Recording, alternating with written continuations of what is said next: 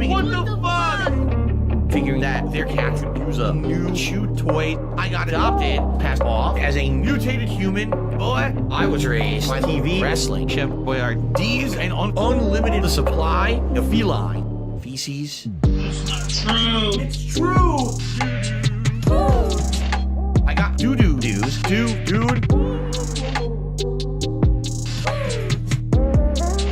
I got doo-doo-doos, dude.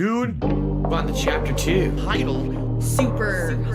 Street Fighter 2, Autism Edition, obsessed with pretending I'm becoming the best. Instead, I failed the mission. Traveling country, sucking at tournaments, getting laughed at like a traveling circus clown, blaming arcades literally every time. My brain's shut down. The drains, missing all my shots. Stormtroopers eating more shit than a pooper scooper. Always feeling like a gouty outsider.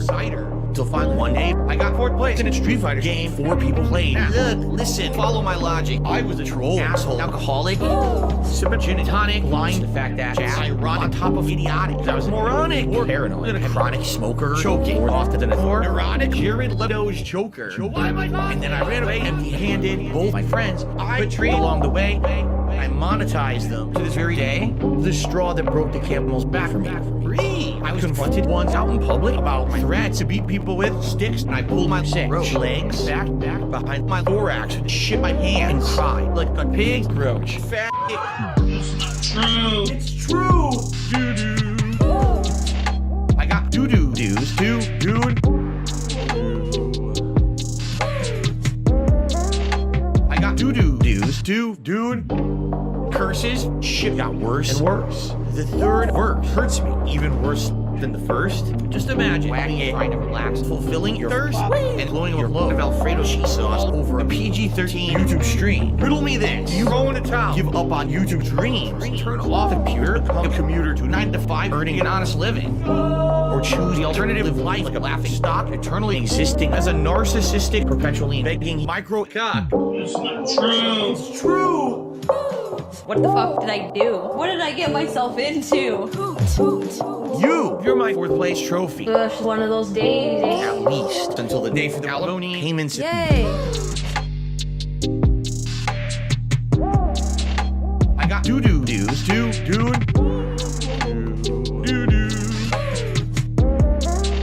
I got doo-doo-doos, dude. Woo!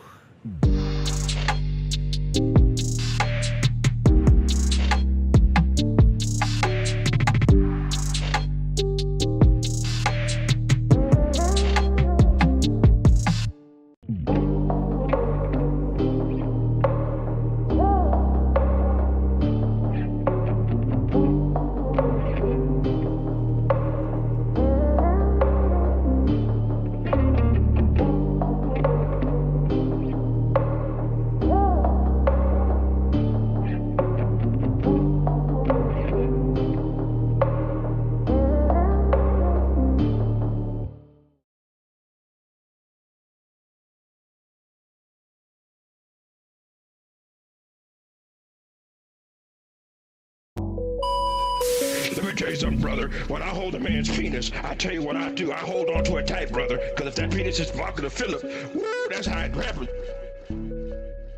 Meerkat Mall. Who? I need my boyfriend. Please, spread your legs, dog. Suck my ass, please. Please. Dog, I'm not a good dog. A good sissified boy, effeminate man, spread your cheek, they all soft. Dog, I need my boyfriend. Please, spread your leg, dog. Suck my ass, please. Please. Dog. Philip came in from his office with a moist beard, and he rang out his sweat ring stained shirt. I maneuvered myself over to him and I said, Phil, let me handle the memberships for you. Dog, I'm not a good dog. I need my boyfriend. Please spread your legs, y'all. Suck my ass, please. Please. Y'all. I need my boyfriend. Please. Y'all. Suck my ass, please. Please. Man, I want to thank everybody for the 1K finally we did it, and it could not have happened without you guys. Hello. Good morning. Good morning, everyone. Thank you for coming to this early European hour stream. I wanted to stream. I hadn't streamed a DSP thing in a while, and this was the time I could come up with. So big ups for those of you that are here. Sunny and Dr. Karkand. Hello, hello, and welcome. A lot of stuff has happened. I wanted to start with DSP both admitting and trying to say he's not a Lolcow. So let's get into it. It was very good, very funny, very robust. I do have to say I don't like PPP as an entertainer or a person, but damn if he doesn't get amazing shit out of Phil these days. So big ups Atlas. Let's hit the clip. So, number one question that I just got. Dio says, will you make grilling PPP a recurring You're here segment, for or was it a Jasper, one-off? Dr. Let me put it Karkand? this way. I need to know what to grill him on because unlike you guys, I don't follow this guy. I don't know his history. All right? I only know of him from the time that I've spent with him since the summer. The difference here is that Darkside Phil is someone who has been literally stalked, studied, had every single thing that I say and do micro-analyzed, blown up, extrapolated upon mountains into molehills into mountains, all kinds. You know what I'm saying? Wait, molehills into mountains? Okay. So it's confusing my brain. He's correct, but the way he's saying it is backwards. Like he's saying the expression correctly, but he's saying it backward. Why does he do everything weird? Even when he's correct about something, he does it in a weird, incorrect way. It's so odd. Why does he do that? All this kind of shit has been happening to me for the longest time. It's easy to grill Phil because there's so many idiots who are constantly talking about the minutia of my life every waking moment. I'm not aware of people doing that to PPP, so I don't really know. There's plenty to make fun of PPP about, even outside of the fact that he showed his asshole on the internet, and even outside of the fact that he's a robust gentleman who honestly looks a lot like Catherine St. Jean Burnell. There is his long and storied history of being a political grifter. He even tried to be a youth pastor for a while, and that's kind of a funny arc. It's there if you research it. If you do, 10 to 15 minutes of Googling about Ashton Parks, Ashton, that's what I call him. I call him Ashton. You can find a lot of stuff to dig into. It's not hard. What to say about him to grill him. I back. agree, Dr. Karkand. And I just sadly don't. The script have time to is watch badly Kino written. When they do it, I don't. I haven't seen an episode of Kino. It's a weird since season. December. I haven't tuned into a show, so because of that, I'm not up on their lore and stuff that's going on over there to really bring it up. For Ashton, he's lucky that he has legions of. So I'm not a triple P detractor, Dr. Karkand, but before I was watching DSP, I was watching a lot of BreadTube. That's right. I was watching a lot of BreadTube, your Hasanabis and your Destinies and your Vouches, and it actually turns out that but I kind of knew when I was watching them in 2018, 2019 that they were all bad people, but now they're really bad people. The last one standing is Hassan, and he's a joke and kind of too big to fail. But yeah, Destiny and Vouch have gone the way of weird sex pestry. So I'd rather watch Phil. But anyway, PPP would come up in some of their conversations. I think there are a couple of PPP and Destiny debates out there somewhere. Like they've interacted, PPP and Destiny. So imagine that. So I started to know and understand things about PPP and Warski while I was on my bread tube watching Ark. So really just picking stuff up about PPP through exposure via other channels and osmosis, I guess. Mouth-drooling detractors to follow to do the segment. I don't have that to follow him. So if anyone has ideas of what to grill him on, you could always send them my way, and we'll see. You know, how I mean, I don't like to make fun of people for their weight because it's such low-hanging fruit, and I think that there's way better, higher concept things, but you could just call him fat. You could literally just call him fat. Beavis Bateman says, personally, I call him 3P. 3P, that's a good one. 3P. Goes 3P, that's what I do call feel him. like doing back 3P. and forth is better than just Big one-sided. ups, Beavis. Right? I think it would be a better segment, but I need to know exactly what to talk about, right?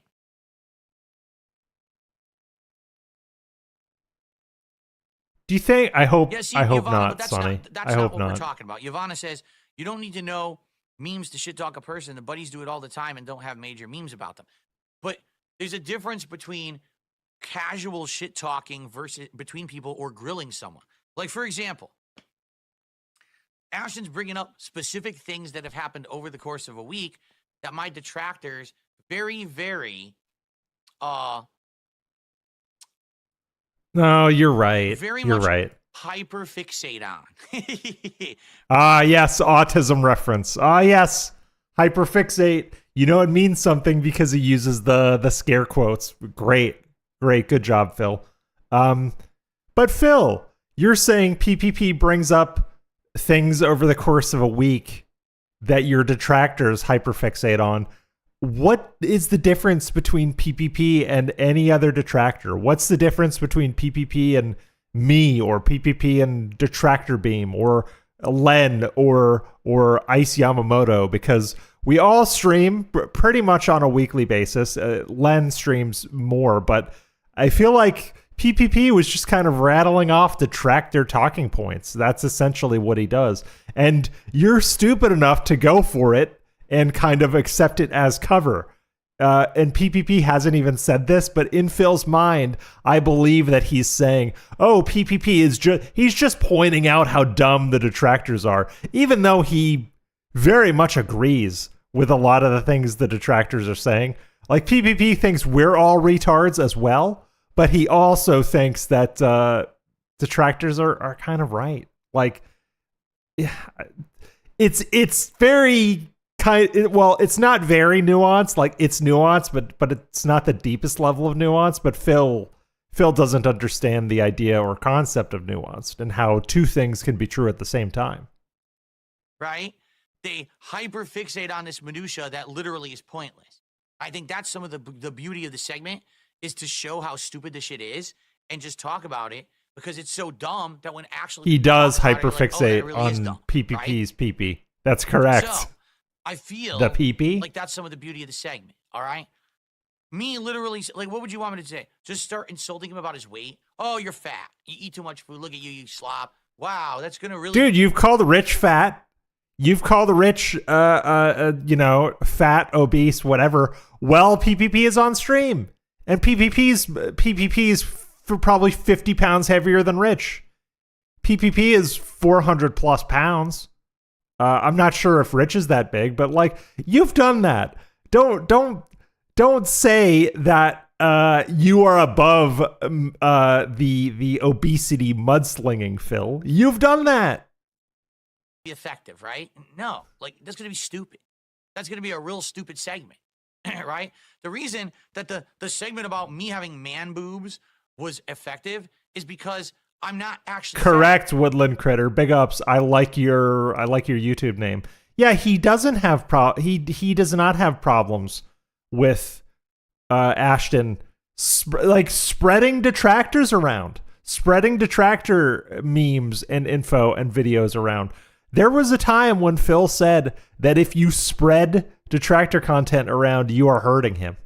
There was a time where Phil said, if you watch detractor content, if you spread it, if you agree with it, you're putting a gun to my head. You're putting a gun to my head and you're threatening my livelihood. But PPP does it openly, honestly, and to Phil's face, and Phil's like, nah, he's just razzing. Why can't I just be razzing? Why can't I literally just be razzing? I don't want to hurt Phil, to be clear. I don't want to hurt him. I don't want to hurt Phil. That's never my intention. Oh, when I boot up a stream or make a video or whatever I'm doing, I don't want to hurt Phil. But for me, it's entertainment. I am here purely for my own entertainment. And if people want to show up and chat, that's cool. I'm very happy when people show up. But I'm here to watch and comment and point and laugh mostly. I don't want to hurt Phil. I'd rather him exist because you get this. He's my reality TV. You know, in some clothing and some lighting, it legit does look like I agree. Like man boobs. I agree, In Dr. reality, I Karkan. don't. If so, and again, what PPP said about Lolcow spouses and like internet spouses being shown on stream and then being made fun of is 100% true. Which is why my girlfriend will never be in my content. Just because, one, there are gooners about and you guys don't deserve nice things. And two, it is just natural. You want to protect your spouse from the internet because the internet is a weird place who will troll spouses a lot of times more readily than the person themselves. And PPP actually explained that point very well. He was basically like, well, we think spouses are fair game. And it's just like when they were talking with Null, DSP basically said, well, why are there things on Kiwi Farms about my wife and my wife's family if they don't have anything to do with my content? And Null was like, well, your wife has been in your content, one, and two, he was kind of corny about it, but I believe he said the Bible says you become one spirit when you're husband and wife, and she's part of your life. So it's fair game on a Lolcow gossip forum, you know? So I don't know. Phil obviously is talking out of both sides of his mouth with this whole PPP situation, but it's really, really, he is doing immense mental gymnastics to still allow PPP in his content after being roasted that hard by PPP. Like, if it were me, if somebody came after my girlfriend in that way, it'd be done. I'd just never talk to them. Because why? Because an attack at your spouse or your partner is an attack at you. It's actually 10 times worse. Like, people can make fun of me, like in IRL, in real life. I always say people can make fun of me all they want. But whatever, I don't care. But if someone disrespects my family, disrespects my girlfriend, whoever, that's it. That crosses the line. I get way more upset about people doing that than actually coming at me, because I don't know. Sometimes I'm kind of an idiot and I'm a weird dude. Like, there's a lot to criticize me for, but like, do not come after the people that I care about. And I'm surprised Phil is not that way, because in all other ways, he tries to be this tradcath wife guy who, my wife is very important to me. My family, raised Roman Catholic, you know, this, that, and the third. But when PPP will call his wife a fat bitch, he just lets it go. And the idea that PPP admitted to it being true on his stream to his face, and Phil just sat there and said, okay, that there is no line. Like, I'm starting to believe there is no line for Phil when it comes to PPP. PPP can do whatever he wants. Well, yes, he is a bish. Phil is massively cucked if he just lets people disrespect Cat like that. And the thing is, I'm not even really, I don't even really want to say that Cat deserves that much respect, because in the end, she did marry Phil. Like, there are certain things I won't criticize Kat for because of my, personal history and things like that. But I'm not going to say people should respect Kat in the context of Phil, because she knew what she was signing up for in a lot of ways, because she was a Phil fan that married a streamer that she liked. So she made her own bed in a lot of ways. But it's true that it looked like that in certain lighting and with certain clothing that I've been wearing. So to call it out is actually kind of funny. All right. But for him, like, what's the joke? Exactly. Yeah, I don't know exactly, Tomyon, but I believe it was more than once. The fat bitch wife comment was, I think, a couple of weeks before him and Andy started talking to Phil.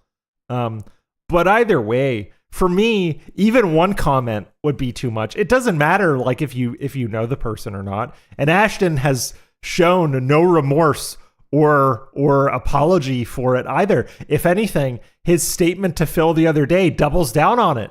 He said, "Phil, I stand by my statements," is exactly what he said. He said, "Yes, I said what I said, but I stand by my statements. I stand by my statements, and spouses and partners are fair game." That's exactly what Ashton said. So even if you're going to make the semantic argument of, oh, it was after we started, it was before we started talking, before we met, before we became pals or whatever, he doesn't care. He is showing no remorse or absolutely no drive to take that back, whatever. So Phil's just a cock who is okay with a man calling his wife a fat bitch who is arguably a fatter bitch. And I actually think that it's really odd how much Ashton looks like a Catherine St. Jean Burnell. If you really look, they kind of look similar. And maybe there's something there. Maybe there's some psychosexual thing there. I'm not a professional, but maybe. Right? So yesterday people brought up the fact that at one point before we had ever spoken, he was... Yeah, Kat is a good example of never meet your heroes. People brought up the fact that apparently there was a stream. Just don't message your streamers like to... Well, I can't lay that on Kat, to be honest, because Phil messaged her. Phil admitted to contacting Kat at one point, and it was to help with OBS. Amazing to think. But like, no, don't talk to your streamers. Like, that's very parasocial. Where he showed off his butthole. All right? And we addressed there you go. those things yesterday. Outside of that, I don't know what else to grill him on. Because again, I don't watch that stuff. You know what I'm saying? So I don't know what I would ever bring up. But if you guys have things to talk about, I'm willing to try, and look into it. But I need to know what exactly you're talking about, right? Yeah, Cracker Jacks. Before those guys had ever talked to me, they had done a... No, what I mean is, be very careful about entering into like romantic relationships with streamers. That gets very weird very quickly. If Indrid messages me, which she does on occasion, I respond. Well, why not? We're all friends here. Segment on me, like as a Lolcow, because remember, they make fun of Lolcows, right? So they're making fun of Nick Rakita, and they're making fun of this Lolcow, Ralph, and everything. And they had me as a segment on the show, and all they did is they played back a clip of me and Kat on stream from early 2024. And they made fun of everything. They made fun of me. They made fun of her. They made fun of everyone. Exactly, Tomyon. I didn't want to mention it, but like, what about the massive scandal where Andy Worski had to push someone into a lady? Andy Worski allegedly had to grab a dude's legs to help them have sex with a prostitute. That's actually pretty funny. Make fun of that. Make fun of that. Make fun of the fact that Ashton slept on 2 beds by himself, because that is pretty fucking funny. Like that's very easy to bring up, and Ashton might laugh at least about the bit about him sleeping on 2 beds by himself, because that is pretty fucking funny if you think about it. That's even funnier than the Boogie 1 bed for me and 1 for my hooker thing. 1 bed for me and 1 for my hooker. That is iconic fucking line. They said that she was fat and ugly. They said that I was a slob, and they said this, and you know what I mean? They just basically went to town ripping us apart in this clip. Now, since we've hung out, we've spent time with each other, we enjoy each other's company, we've been multiple times on each other's content and each other's shows, and now we even have a show together, right? I need So my coffee obviously, this early in the things have morning. changed. We have a mutual respect for each other, and if you notice, we don't just sit around being nasty to each other. Exactly, anymore. Tommy-on, All because right? that would But be there's been this fair. lingering Like, turnabout thing is fair that at play one point, at a yes, certain point. PPP said nasty things, right? So it's been a thing, and we brought it up yesterday, and we talked about it, and we hashed it out, and we're cool about it now. So that's what I mean. Like the grill. I don't know. Hashing it out. I don't. When I think of the term hashing it out, I don't think that's like an on-stream thing. I think you hash it out like on the phone or in real life. In this case, it'd probably be Discord calls, because I've had disagreements with other detractors, or not really beefs, but I've had things I've disagreed with other detractors saying and doing, and I've either called them or DM'd them and be like, what was that, dude? Can you explain that to me? That doesn't feel right to me. Like that's hashing it out. It's like you as a friend or acquaintance coming to a person and saying, I don't know if I agree with this. Can we talk about it? And it's very, very simple. grill segment actually worked well, because of the way that it happened, right? But I don't know how else I could do it because I don't know much about the guy. You know what I mean? If I knew more about him, maybe I just don't know that much else to be bringing up toxic stuff about.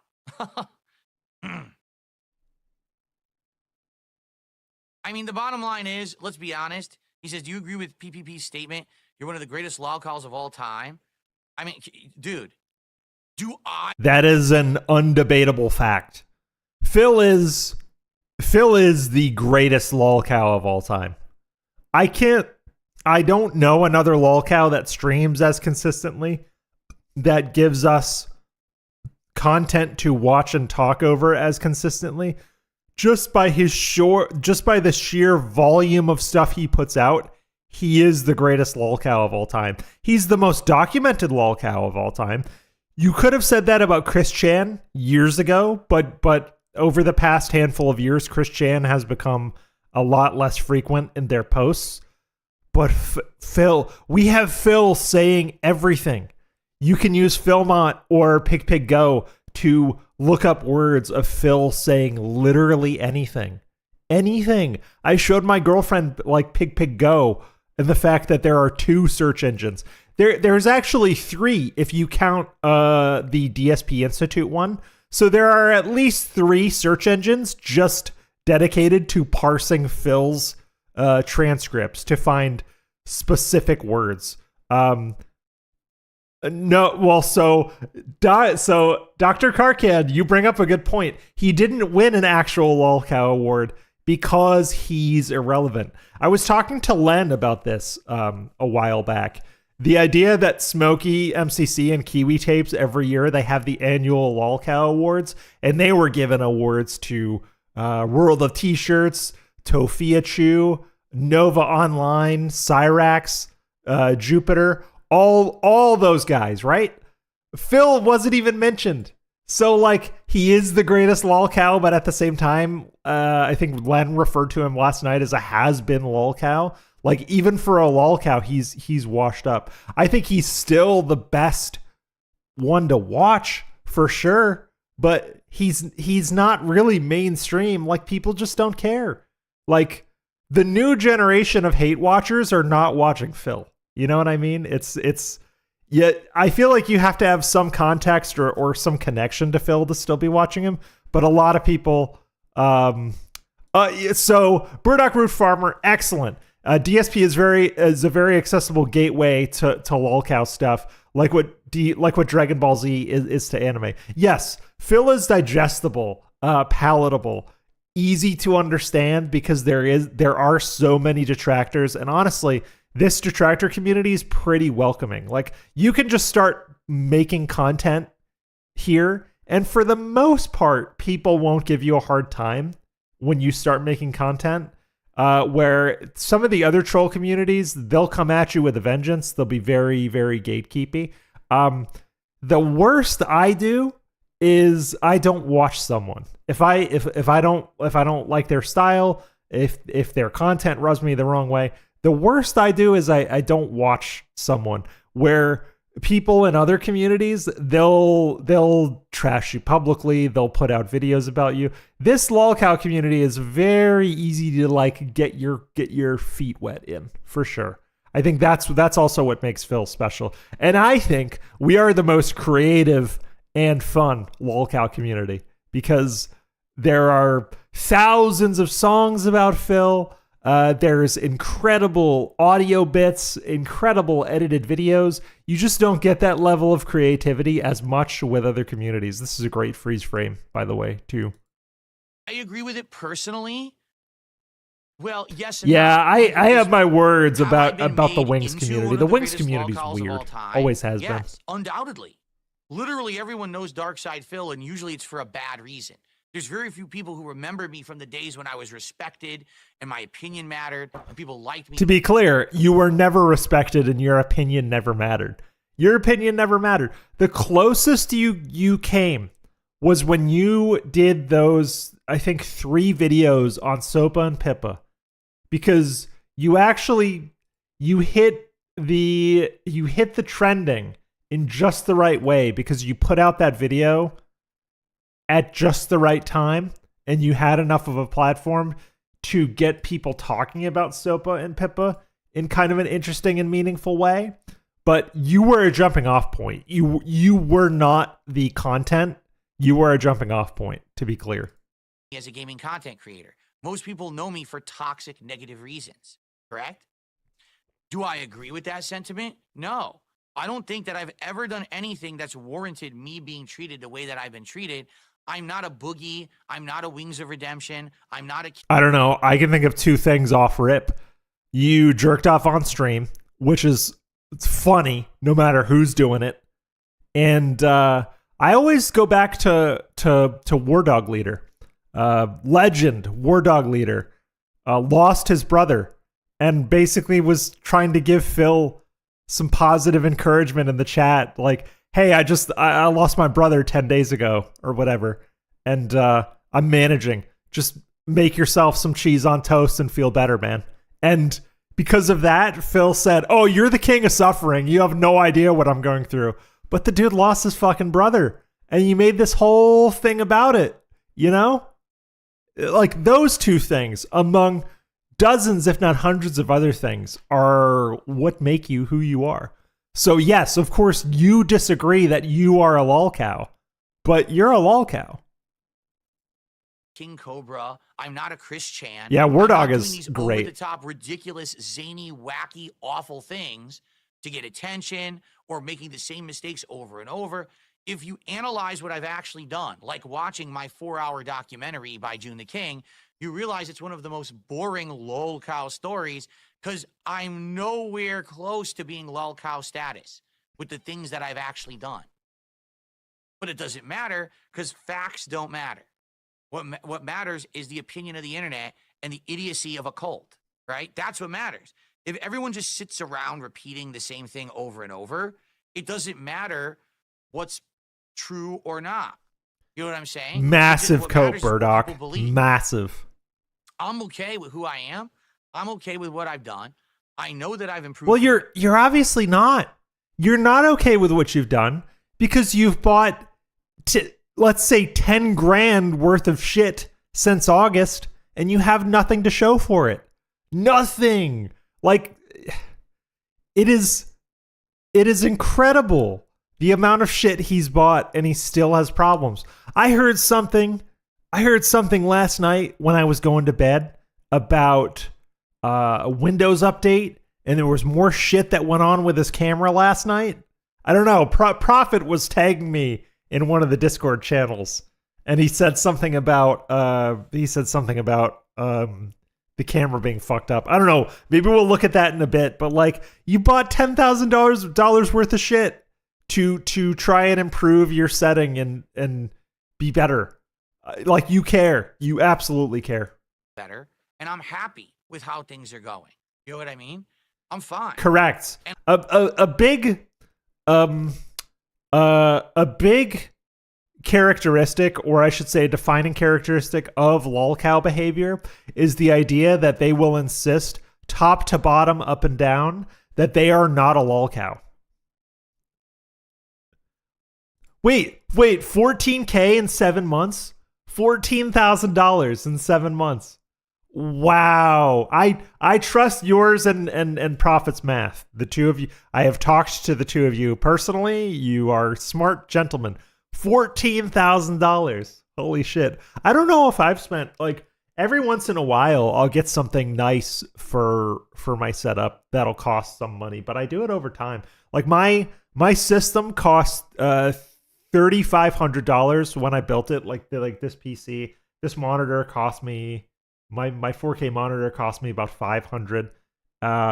You know, I have various microphones and things, but you do it incrementally over time and it doesn't feel as much. Like this whole setup I put together over the course of like 4 or so years. And that's really the economic way to do it. You buy something when you need it and also save the money. Like I save up. Like now the big thing that I'm working on is I want to get a mirrorless camera, because getting a green screen, like I become obsessed. Like I want to get a cleaner signal so the green screen looks even better. So a mirrorless camera is the way to do that. So I'm saving up for a mirrorless camera, and that shit's expensive. So it's going to take me a while, but I'm saving up. A lot of people are now. And I think that's been the change in the last 6+ months, is that now a lot of people have looked at it from the outside and said, wow. Yeah, that's actually the thing. And maybe I'll get into some of the tech stuff later. But the problem with DSP is like workflow. He insists that throwing money at things actually makes your stream experience better. And that's not always true. Like I have experience working at a TV station, and most of what we did working at the TV station was like, we were not allowed to throw money at shit because we had a for upgrades, we had a very, very tight budget. Everything had to be approved. So a lot of it was, what can we take away? What can we take out of the production flow to make things better, to make things more streamlined? Sometimes the best way to enhance your shit is to take something out of the loop. And Phil doesn't understand that. Yeah. DSP is nothing compared to everyone else. I don't know why everyone even bothered the fucking guy. Let's stop talking about him. And they have. It's only my detractors that can't do that because they've literally... Yeah, but the thing is, like the other day when those troll Argentinian memberships dropped, you made a big deal.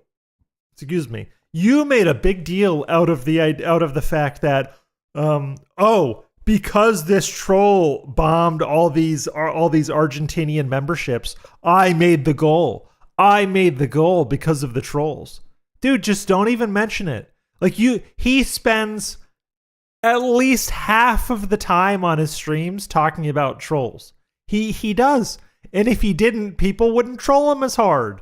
Like, if it's true, and if Duty was the one that actually did the Argentinian member bombs, I'm betting that's exactly what he wanted. He wanted Phil to spurg out about, him being an idiotic mouth-drooling troll, because that's content for him. That's content, because then he can just make a video saying, yeah, Phil called me an idiot, and, whatever. And the cycle continues, Literally put all their eggs in one basket, and without me being the biggest lolcow, which I'm not, they have nothing.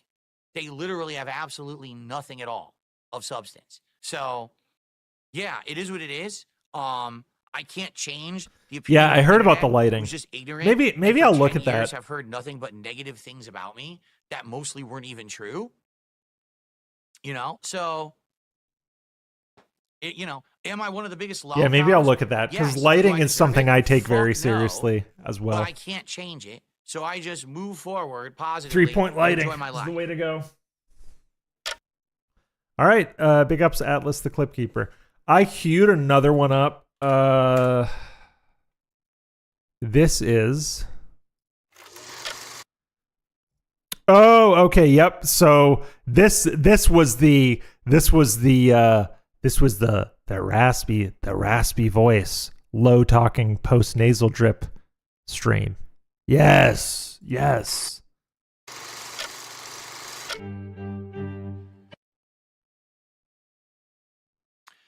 All right. What's going on, everyone? Good morning. Well, Geez. This was special. Good afternoon and welcome to the show. Well, not the real show, not the typical normal show. As you know, I'm late today. I don't feel well.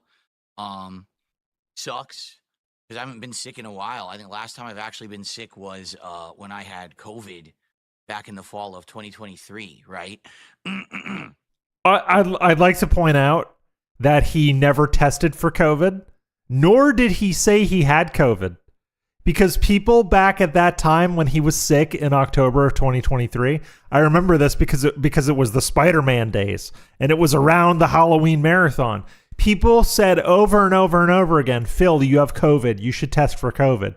And he would say, it's not COVID, you idiot. So now he's saying it's COVID? Okay, great. I believe you, Phil. Good. So my apologies. Wonderful. On stream today, I'm not going to sound good. You can hear my voice is hoarse. Yeah, shut up, dunces. Big ups, who's poppin'. Shut up, dunces. I don't have COVID. And now all like 18 months later, he's saying, oh, it was COVID. Because COVID sounds a lot worse, right? Like COVID sounds a lot worse. And then I think later on in this stream,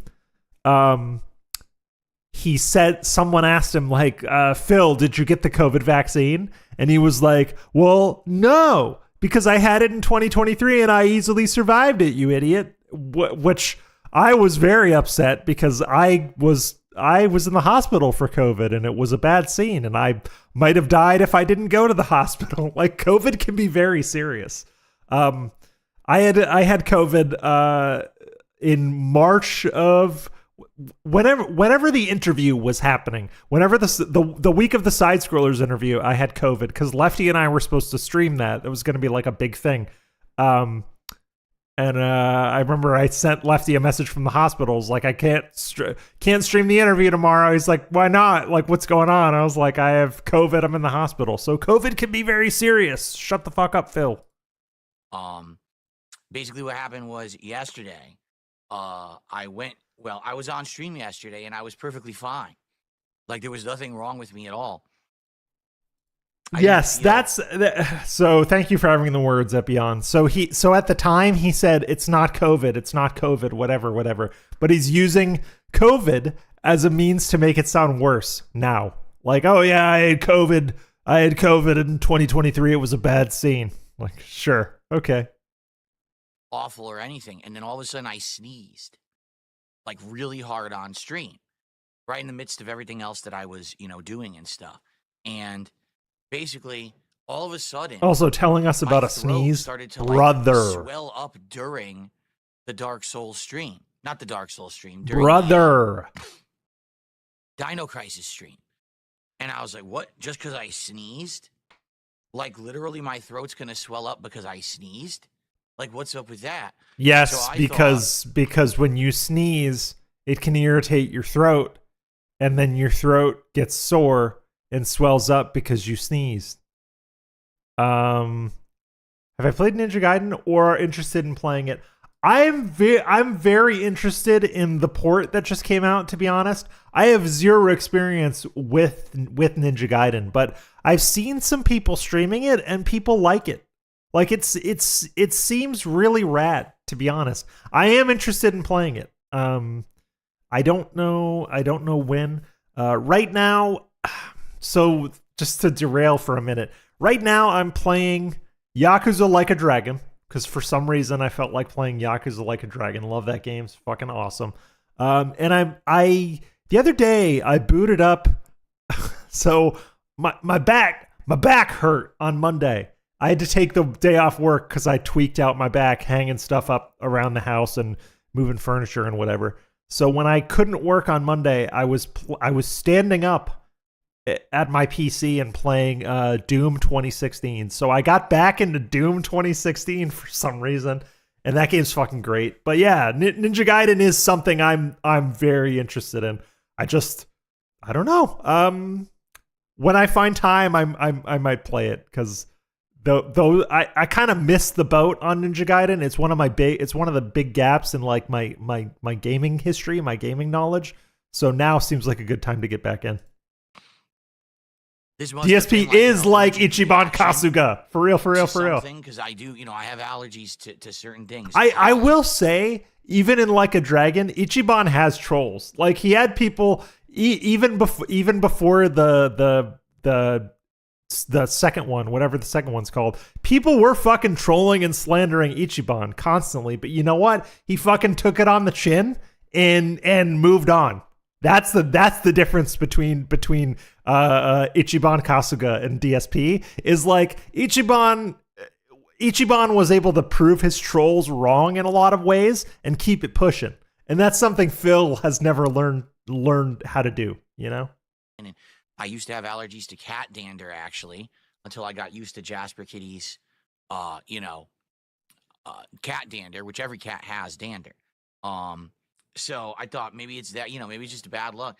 But then I had my Yes, dinner actual break, hero. and That's literally his main then job in the I, party system. Actual hero. I got a burp. See, I'm all out of sorts today. Then after the dinner break, Yeah, like Ichiban was just like, I don't know. I find him way more relatable and sympathetic than Kazuma Kiryu, to be honest, because Ichiban was, you can tell he was a genuinely nice person that like fell into the Yakuza life because he had nothing else as a teenager. Like, he's not a bad guy, nor does he really want to hurt people. Even when he was supposed to be doing like bad Yakuza shit, he didn't like hurting people. Where like I think Kazuma Kiryu is like, I don't know, Kiryu is kind of a bad fucking dude. He's a goofball, but I think Kiryu is kind of a rotten person. A fun, relatable rotten person. But yeah, I actually find Ichiban a lot more relatable in that way. I came back last night to play some Dark Souls, and I played around 2.5 hours of Dark Souls, and we did really good. Like, we beat so many bosses. We beat 2 of the 4 Kings bosses and all of that. And after that, by the end of the stream, my voice... Definitely, though, like, Psychopath is Goro, what's his name? Majima. Majima's a fucking psycho who was meant for the Yakuza lifestyle. Although, like, I'm derailing into Yakuza lore because it's so deep and rich and interesting.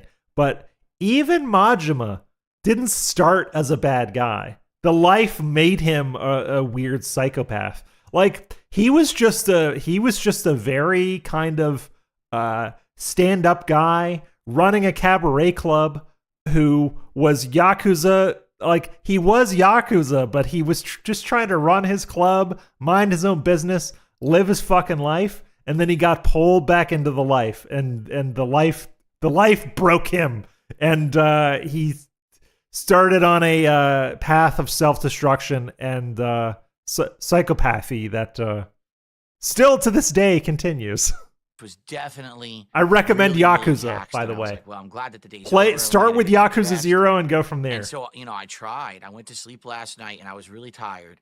And I woke up in the middle of the night, like maybe 5:30, 6 a.m. You know what? Maybe I don't care about this. Maybe all of my maybe me talking about Yakuza this much means I don't care about this clip. I'm going to find a different one.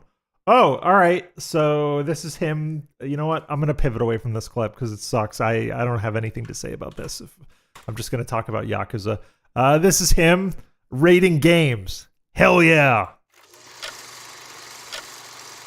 All right, guys, on to our next Yeah. story. This is an interesting one, Majima has the for sure. deepest lore Okay. of anybody So- in Yakuza. We're about a month into 2025, and I did my year-end series first week of January, and we talked all about the playthroughs that I thought were the best playthroughs and the worst playthroughs, and a lot of people disagreed with me and stuff like that, but there was one... And also, like, this is the last thing I'll say about Yakuza. Yakuza is the most fun game series. I can take calls when in gout. I'm gonna do them a little differently. Instead of taking call breaks at intervals, if you want to call in, just tell me, and I can open up the phones, or we can go over to the Discord, whatever your preference is. But I'll take calls. Anybody that wants to call in, just say so in the chat, and I'll either turn on the phones or we can go over to the Discord. Resonating theme throughout my year-end series this year, and it was basically the following. But I can absolutely take calls. Was just let me know. an underwhelming year for games.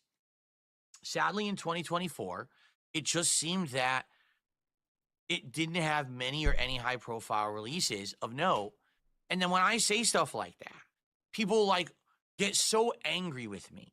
They really do. They come after me and they go for my jugular, and they're like, "Oh, Phil, it's just because you don't like the games that were good and blah, blah, blah. And what about Final Fantasy VII Rebirth? And what about Metaphor? And what about blah, blah, blah, blah, blah." And they always got to reference a JRPG. Seriously. Wait. Listen to how he says JRPG. I don't know why I find this funny, but it tickles my brain. And what about Final Fantasy VII Rebirth? And what about Metaphor? And what about blah, blah, blah, blah, blah. And they always got to reference a JRPG. JRPG. Like he's French. Yes.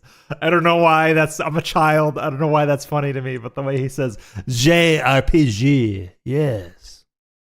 Semi-educational moment with Pierre Escargot. If you know, you know. If you know where that's from, you're a real one. If you know about Pierre Escargot, let's fucking go. Seriously, which we've already yes, talked about JRPG. yes, Antonio, baguettes. Last year, you know what I'm talking about. Period of time, and they all JRPG killed each other off. You know, it's cannibalism basically. The market can't support that many. Big ups all that game within a short period of time, and it completely blew. When Kenan Thompson was a baby. So the reason I'm bringing this up today is because the sales results have finally been released. Overall, what was the best-selling games of 2024? Are you ready for this, folks? I'm sure that since last year was not a year where all the games were underwhelming, and there was no RPG apocalypse. There was no RPG overload, right? Get ready. If you guys haven't seen this is retarded.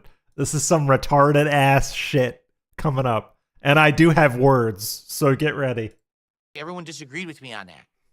Surely that's right, Magic Toaster. Games that you guys talked about, that were the best games. Nice black cat, by the way. I have one myself. Here's the top selling games of 2024. Number 1, Call of Duty Black Ops 6. Number 2, College Football 25. Number 3, Helldivers 2. Number 4, Dragon Ball Sparking Zero. Don't worry, we're going to talk about each of these. Number 5, NBA 2K25. There's my kitty right there. Yes. She's awesome. She's the best. Yes. All right. Rosie's going away. Bye, Rosie. Number 6, Madden. Okay, I just want to say this too.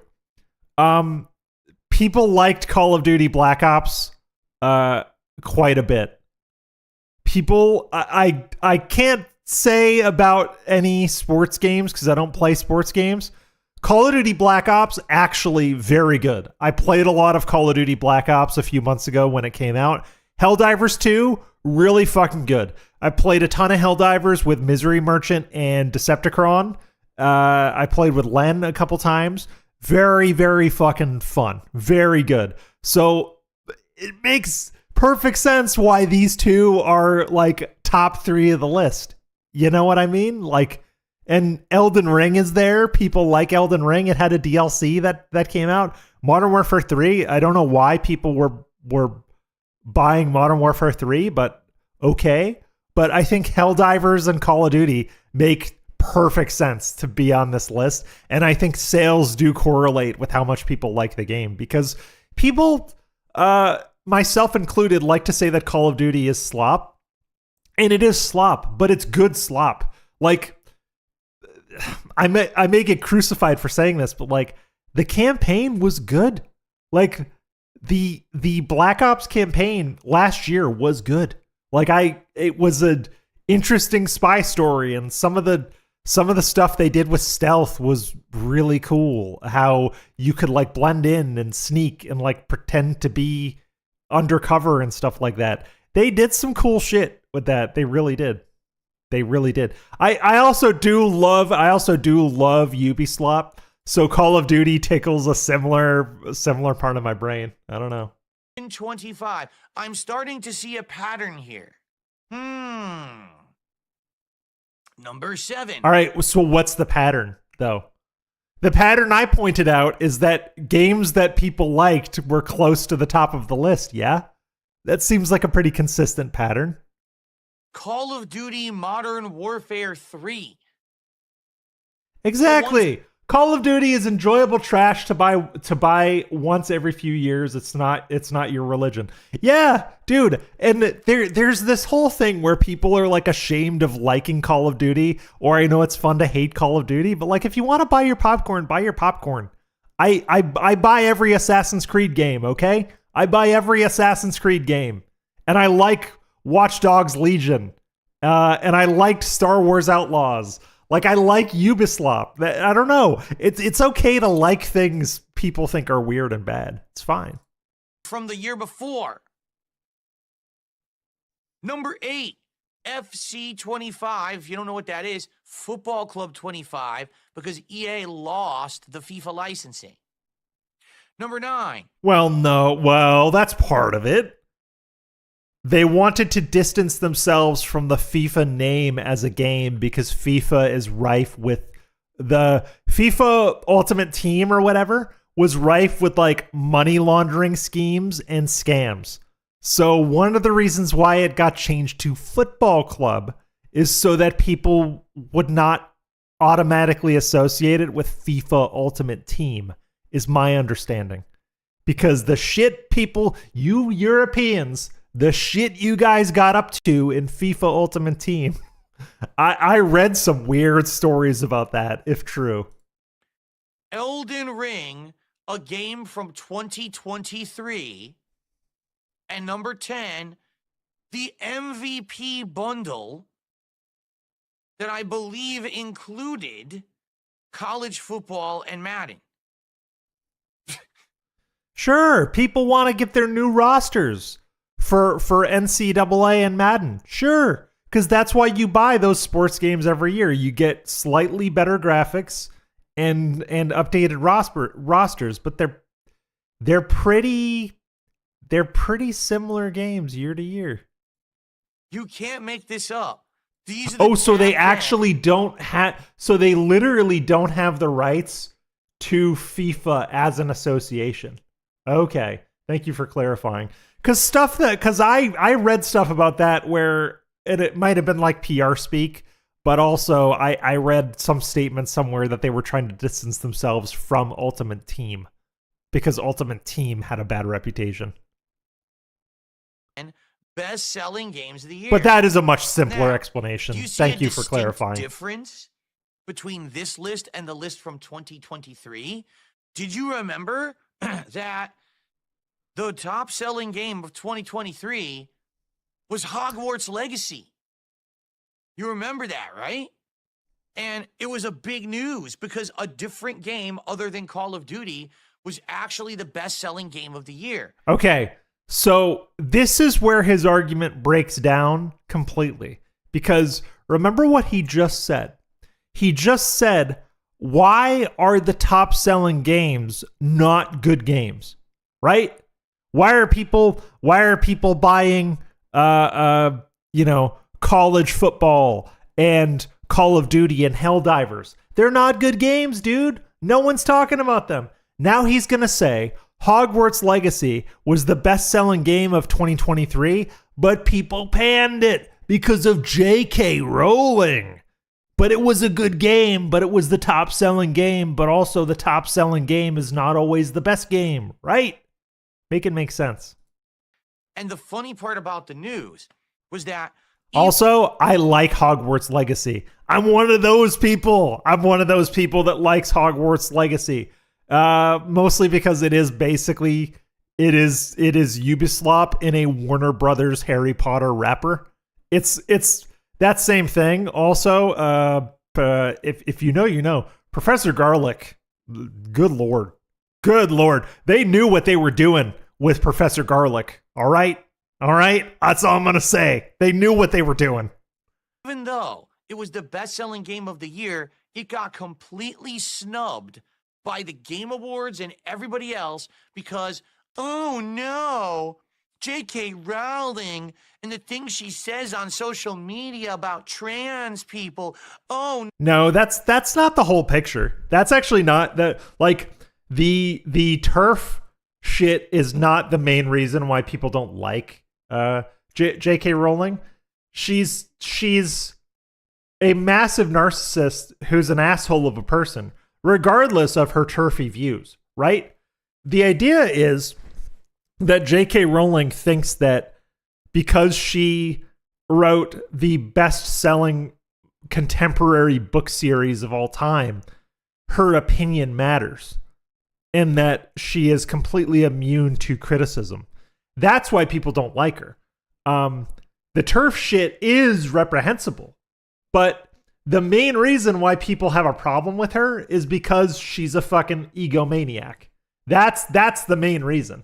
And people get so caught up in the culture war that, like Astro in the chat pointed out, the anti-woke were buying multiple copies to stick it to the left. Yeah, because people made that game about the culture war, which actually kind of overinflated its sales, to be honest. Because the people that wanted to buy it because it was Harry Potter, like myself, because I like Harry Potter a great deal. Like, Harry Potter as a book series was very important to my childhood. Harry Potter, in a lot of ways, got me to like reading because I didn't used to like to read. Then the Harry Potter books came out and I needed to read them because it's a cool, interesting world. But it's people don't like her because she's abrasive and she's an asshole. Like, yeah, she's turf, which fucking sucks, but it's more so that she's an asshole. Like, you can like someone, you can like or dislike someone based on their personality and how they conduct themselves, regardless of their political views. I say fuck turf talking points and fuck, right-wing talking points, because my politics are laid bare at this point. I am very left-leaning, but even outside of all of that, I find J.K. Rowling insufferable, despite how much I happen to like the Harry Potter mythos as a book series, right? Also, Fantastic Beasts are like better movies, like flat out better movies. The Fantastic Beasts movies fucking rock. If you haven't seen those, go watch those. They're good. no, we can't like the game because we're a bunch of fucking sissies. Yes. So who's popping? Correct. And up until a few years ago, I was staunch. You cannot separate the art from the artist. But then then you grow up and you realize that like a lot of shit you watch, listen to, play, and consume has problematic people and views attached to it if you look hard enough. Like almost everything you read, watch, or play has some kind of disagreeable asshole chud attached to it if you look hard enough. It's up to you to decide where the lines are. For me, I like Harry Potter as a piece of media more than I dislike J.K. Rowling. Therefore, I still engage with Harry Potter as a piece of media. You know what I mean? Like, you have to decide where the lines are. I don't judge people that don't listen or watch Harry Potter. I don't judge people that, dropped whatever series, say the Fast and the Furious because of The Rock or Vin Diesel or whatever. I don't judge people for that because it's your right as a consumer to either watch something or don't. But it's up to you to decide who the lines are. And I'm not going to tell people what they should or shouldn't watch. I'm just going to tell people if I like something or not. Like, go watch the Fantastic Beasts movies. It's going to be my endorsement because those movies are fucking fun and cool. 2023.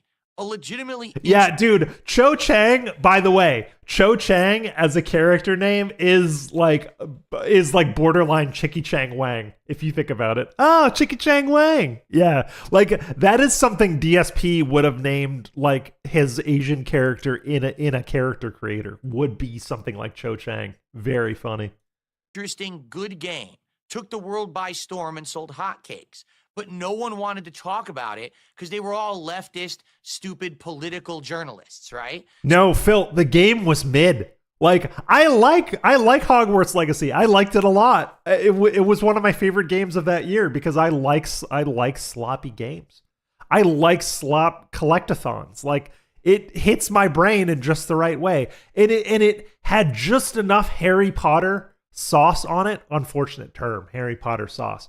It had just enough Harry Potter sauce on it because you're able to go to Hogsmeade. You're able to go to the Three Broomsticks. You're able to go to Diagon Alley. Like you can go to all those places, right? And it's all there. And you're like, oh, this is like from the books and the movies. And that was just enough to like tickle, my childhood nostalgia just right. And that's enough for me. But the game is mid. Like I remember playing that game and I was like, yeah, I'm enjoying the game. I like it, but I wouldn't recommend it because it's kind of mid. It's meaningful to me, but it's a mid game. And it turns out I like a lot of mid games.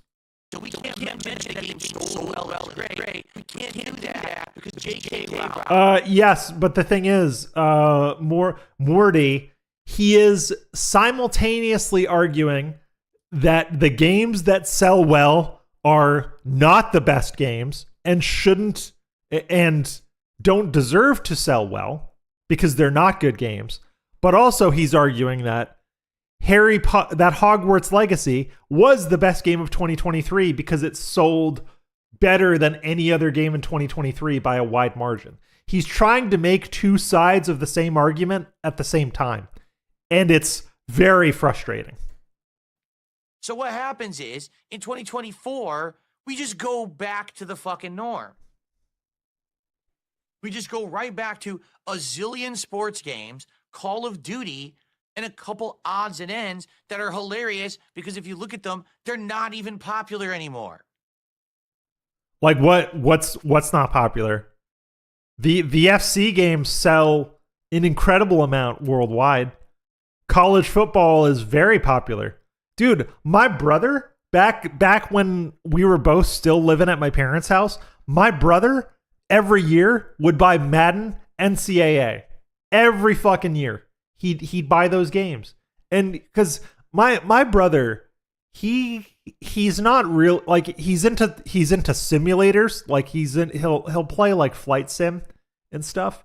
But really, like on a year-to-year basis, he buys Madden, NCAA, and Grand Theft Auto. He's one of those people that plays games, right? So to him, what he'll buy FC, he'll buy NCAA, he'll buy Madden, and those will be his three games usually. Do you see any JRPGs in here, folks? Man, look at that Final Fantasy VII Rebirth. Look at that, Like a Dragon Infinite Well. How about that Dragon's Dogma 2? What about Metaphor? It's in there, right? Even though you may like a game, and even though I agree with you on some of these games, for example, I only played 12 hours of Metaphor. You like to make fun of sports gamers? Yeah, me too Metaphor, sometimes. I would have loved it. Me too I sometimes. could tell it's better than Persona. It seemed to me better than Persona. And I was all over. I wanted to play it. I just didn't get to play it because, sadly, my streams would not support it. And I don't know what else to say about that. I've already talked about it. Correct. That's also the thing. College football was around on like the PS2. I remember the last college football game my brother played because again my brother was into all that stuff. I remember my brother playing that on like the PS2, which was about right because that was like 5 minutes before the Xbox 360 and PS3 came out. Blue in the face, right? But even though I agree with you that some of these games were great, all right? I hate to tell you guys, these games don't sell, all right? These 400 JRPGs that came out in 2024 didn't sell. So what's the extension of his argument? Is he now going to say, well, if JRPGs don't sell, I shouldn't play them on stream? Because that's kind of the only conclusion to this argument, right? Like, oh, Final Fantasy VII Rebirth, support was low, failed.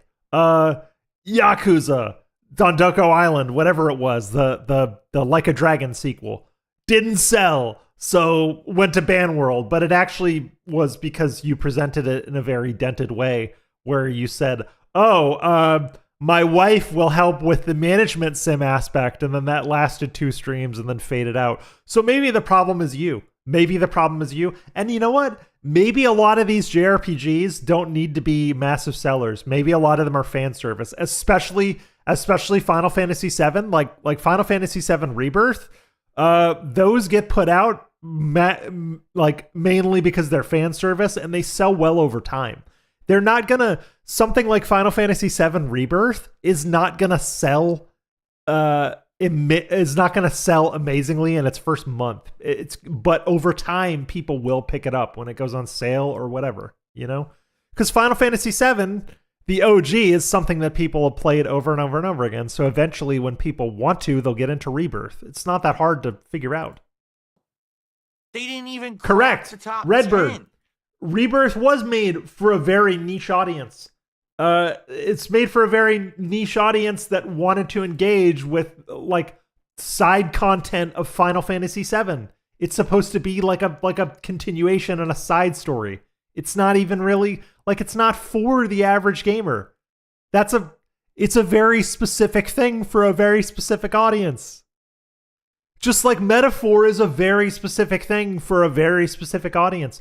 I don't think devs of these RPGs expect to sell millions and millions and millions and millions. If they did, they would make Mass Effect, right?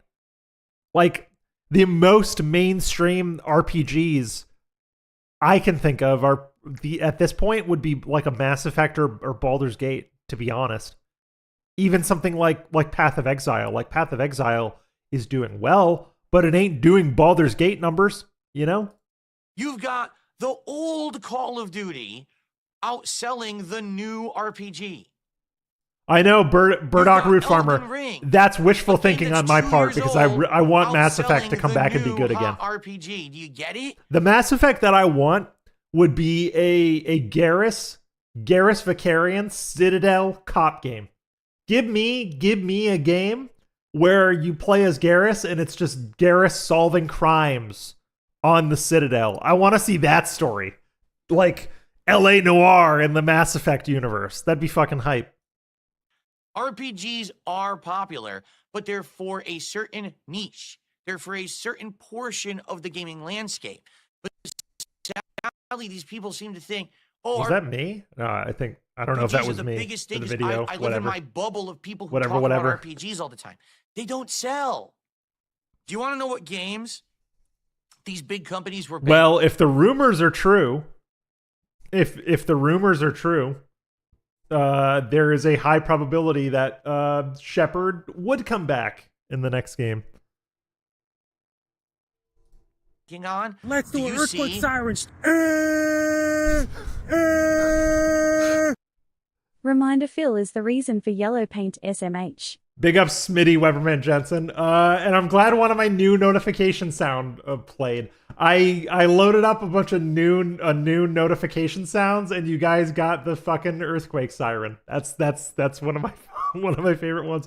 Yeah, he is the reason we have yellow paint. And as I've said before, I think I played through God of War and God of War Ragnarok over Christmas. I played through both of those. Embarrassing, right? I played through both of those between Christmas and New Year's. And God of War 2018, handholdy, but not that handholdy. You can see DSP's fingerprints all over God of War Ragnarok. They tell you if you don't solve an environmental puzzle within about 15 seconds, Atreus just tells you, hey dad, why not push that box over there? Or why not throw your axe at that thing? It is very, very DSP. But yes, he is the reason we have yellow paint. Big up Smitty. Star Wars Outlaws on this list. Thank you for the $2. You see Dragon Age the Veilguard on this list.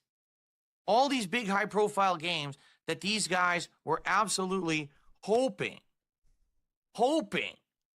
were going to be big sellers, big AAA releases, right? Oh, I remember. I watched that segment of the GDC conference about once a year because it's very special.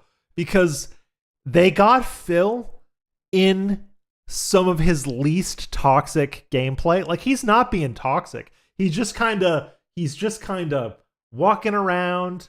He's going through the Lake of the Nine in the boat, and he's just kind of meandering around, and then he goes, "Oh, we're back." And then right when he goes, "Oh, we're back," the dev is like, "See, this is how we can continue. This is how we can successfully teach the player that there's going to be something cool and worthwhile over here. We want to tell them through the environment that they'll get a reward if they go over here." Like, literally explaining how, like, a carrot on a stick psychology works in relation to Phil. Like, he's a fucking rat in a maze looking for a piece of cheese. It's glorious. I'm gonna see if I can find it. Guess what? If I can find it in the next couple seconds, we'll go on a field trip. They didn't even Because if make you a haven't drop seen the or entirety of ripple the clip, it's in very the sales funny. numbers for the year. And this is what people need to start understanding, okay? I'm gonna search that up. Because this has happened, all right? Because there we go. this- It's a okay, yeah. It's a 5 minute. It's a 5 minute thing. We'll go because some of you may not have seen the clip. It's very quick. It's 5 minutes. Some of you may not have seen it, but it's very funny. And they blurred the footage, but it's still unmistakably him. It's still unmistakably him. It's almost like they wanted to do it just enough to, like, not raise suspicion or not get in trouble, but just so people knew, like, oh, it's the Dark Side Phil, you know? Possible. You can find DSP trolls in all kinds of places. I told a story in one of the Detractor Beam Discord channels. I ran into a normie a few weeks ago at the hair salon when my lady was getting her hair did. And I was waiting. I had my earbuds in, and I was waiting patiently for my lady to finish getting her hair did. And there was a guy sitting next to me. He got up to get a drink of water. He saw me watching DSP clips, and he stopped, like, on his way back to his seat or whatever. He's like, "Oh, that's DSP, right?" It's like, "Yeah, I'm watching Snort Burnell." And the guy was like, "Oh yeah, I used to watch DSP Detractor stuff, but I stopped, post incident." I'm surprised he's still around. Like literally, yes. So when in gout, literally it was the guy turned back from getting a drink of water at the little, like, water filling station thing. He saw Snort Burnell on my phone, and he goes, "Oh, it's that DSP?" Like, literally, is that the guy? It's the guy. It was it's the guy moment. And he basically said, "Wow, I'm surprised he's still around. I stopped watching in 2016, like, post incident." Because he's like, "Oh, the masturbating on stream was kind of the end of it for me." And I told him, I said, "Dude, you got off at one of the most pivotal, monumental points." I was like, you should think about getting back into it.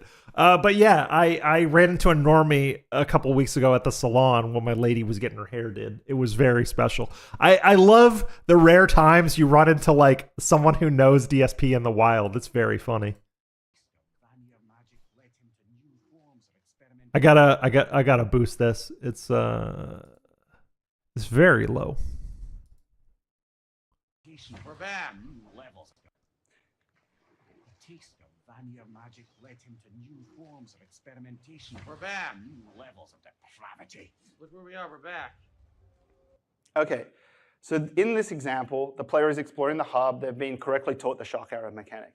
And thanks to the design work done by Kai Zheng, they've also been told that shock arrows mean interesting themes and that there's a lot of different variety and a lot of different gameplay, right?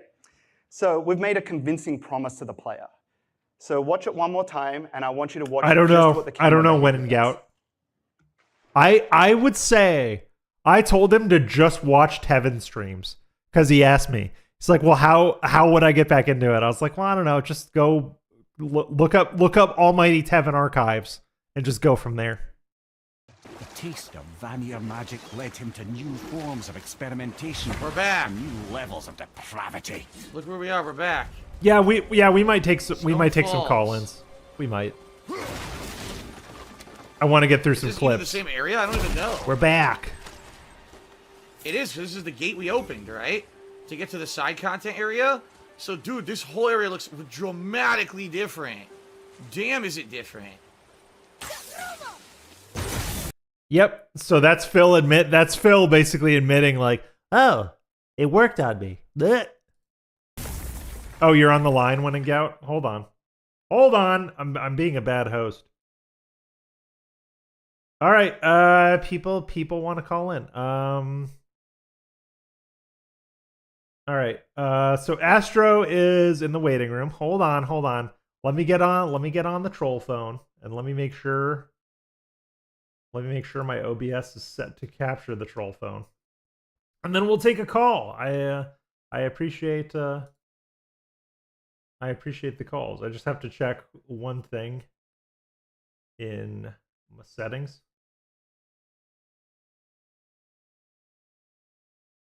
And Discord. Okay. Yeah, this should work. Astro, I'm tagging you in. Hello. Astrodontus, you're on the troll phone. How are you, buddy? Hello, I just need to mute the stream. Yes. Turn your radio down. Yes. He's been so off his rocker the last week. I don't even know where to start. Well, start wherever you want to, my friend. Go ahead.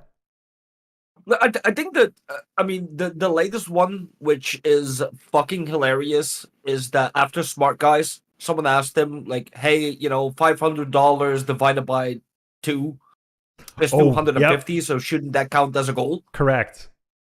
And he replied in a comment, you're retarded. No, because you're retarded. Yeah. And then literally the next stream, he goes, well, 500 divided by 2 is 250. So, guys, we hit a goal. Let's make it rain. It's like, yes. Hours later, hours after he made that comment, he was like, you know what? Actually, it's true. Let's do it. And his comments on games and everything. It's like, yeah, sports games. It's the biggest fucking slop that people play. Yes. And there is very little reason to buy a sports game year to year other than roster updates. To be honest, because they don't want to change the game too much because people get used to what they get used to. So, yeah, sports games, but they sell well because people buy them. People want to have the new roster. That's it. Yeah, I don't know, man. It's even hard to remember what else he's done this week. Yeah, okay, he's forgiven PPP for calling his wife a fat bitch. Yeah, he sort of forgave PPP, but he fence sat PPP so hard on that. I think it would have been better content if he just laid into him, but Phil is way too much of a coward for that. PPP even said that he stands by his words. Yes, he said, I stand by my statements. And it's like, I'm sorry if either of you feel hurt. Yes, but he basically said, spouses are fair game. I stand by my statements, which I respect that statement a lot because at least it is consistent because I believe I'm more sympathetic to Kat than most people, but I also believe that if you marry a guy like Phil, you sign up for a certain level of criticism and trolling should you show your face online, Oh yeah, I used to defend her. That was until obviously the stream where you guys went over the restraining order. Yes. And yeah, the restraining order, like, and the stuff Meth Bear specifically like synthesized about their restraining order, big ups Meth Bear, makes Kat seem very vindictive and nasty. Yeah, in a way that's very hard to feel sorry for her for, to be honest. Birds of a feather. Yes. Like Kat, so I'll say this because I want to be very careful in how we talk about domestic abuse on this channel. If true, what happened to Kat was terrible. However, the text messages included in the police report, even though they're through her friend Amber, say a lot about her mindset as a person. And she doesn't come across as a very sympathetic victim. She comes across as a very nasty, malicious person, at least in those text messages. Granted, they are filtered through her friend Amber, so we have to take that with a massive grain of salt. But like, I don't know, it didn't score Kat any points in my mind, to be honest. I mean, the most insane thing about that is still that if you look at the ages of the people involved, yeah, Jeff was 23, Kat was 26, and Phil was 37. Yes, and Meth Bear brought up a good point where Jeff was breaking down because it seemed like Kat was most likely his first, and he didn't quite know how to handle that type of situation, this breakup. But also, if true, and I believe it is true, knowing what we know about Phil's psychology, if true that Phil texted Subaru Man and told him to kill himself, that's very on brand for DSP, and I believe it happened, you know? Yep. I mean, it was a Connecticut number, and Phil claimed that he never changed his number after he moved to Renton. Yes, 203 area code, which is Bridgeport. I can confirm, being a former Connecticut style person myself. Is Bridgeport / Stratford would have absolutely been a 203 area code if he came into that number while he lived in the Bridgeport Stratford area. So it was him. And the funny thing is, Subaru Man, aka Jeff, referred to him as the Twitch guy, which was very funny. It was very funny to hear people refer to Phil in text messages as the Twitch guy. Probably the funniest part of the restraining order, in my opinion. Yeah, yeah. I mean, and the second reason why I lost respect was during one of the marathons when Phil went downstairs and he came back and he's like, "Yeah, so my wife pointed out all the people in chat that were making fun of her cooking, so you're all banned." Oh, yeah. He's a wife guy, a white knight wife guy. Yeah, but you know what? Phil makes fun of her cooking. Was it yesterday or the day before he was talking about turkey hot dogs when he was like, "Oh, my wife's making turkey hot dogs. Woohoo. I'm so excited." And it's like, shut the fuck up, Phil. Your wife is cooking for you, right? Yeah, I mean, he made her even look worse when someone asked him, "It's like, why don't you cook for your wife?" And it's like, she gets home before me, before I finish work. It doesn't matter. She doesn't want to wait for me to make food. She's hungry. Yeah, I don't know. I do. I'm home all the time because I work from home, right? But so I do 90% of the cooking around here, and my girlfriend never complains, and she would never make fun of my cooking publicly. That's just a rotten thing to do. And even to make some weird passive aggressive comment. Okay, turkey tacos. Who's Poppin' says about turkey tacos? Turkey tacos are pretty good. I like turkey tacos. Why not? They're healthy. I mean, yeah. One of the funniest things, and I think it gets forgotten sometimes. Like when they first got together, Phil complained that her favorite food was mashed potatoes, and he was getting sick and tired of mashed potatoes. See, I completely forgot about that, but that's funny that she was just making mashed potatoes all the time. I mean, the funniest thing about that is that like 4 years later or 5 years later, he said, "My wife started making mashed potatoes from scratch." What was she doing before? What was she doing before? Just making powdered mash? Yeah, I mean, you can buy them in a box like pre-made that you just heat them up, or you can buy the powdered ones where you add water and then you put it in the pot. So And that sort of, you're right. Thanks for pointing that out. That sort of points out that at least early on she was making, instant mashed potatoes for a while, which Phil got sick of, which is funny.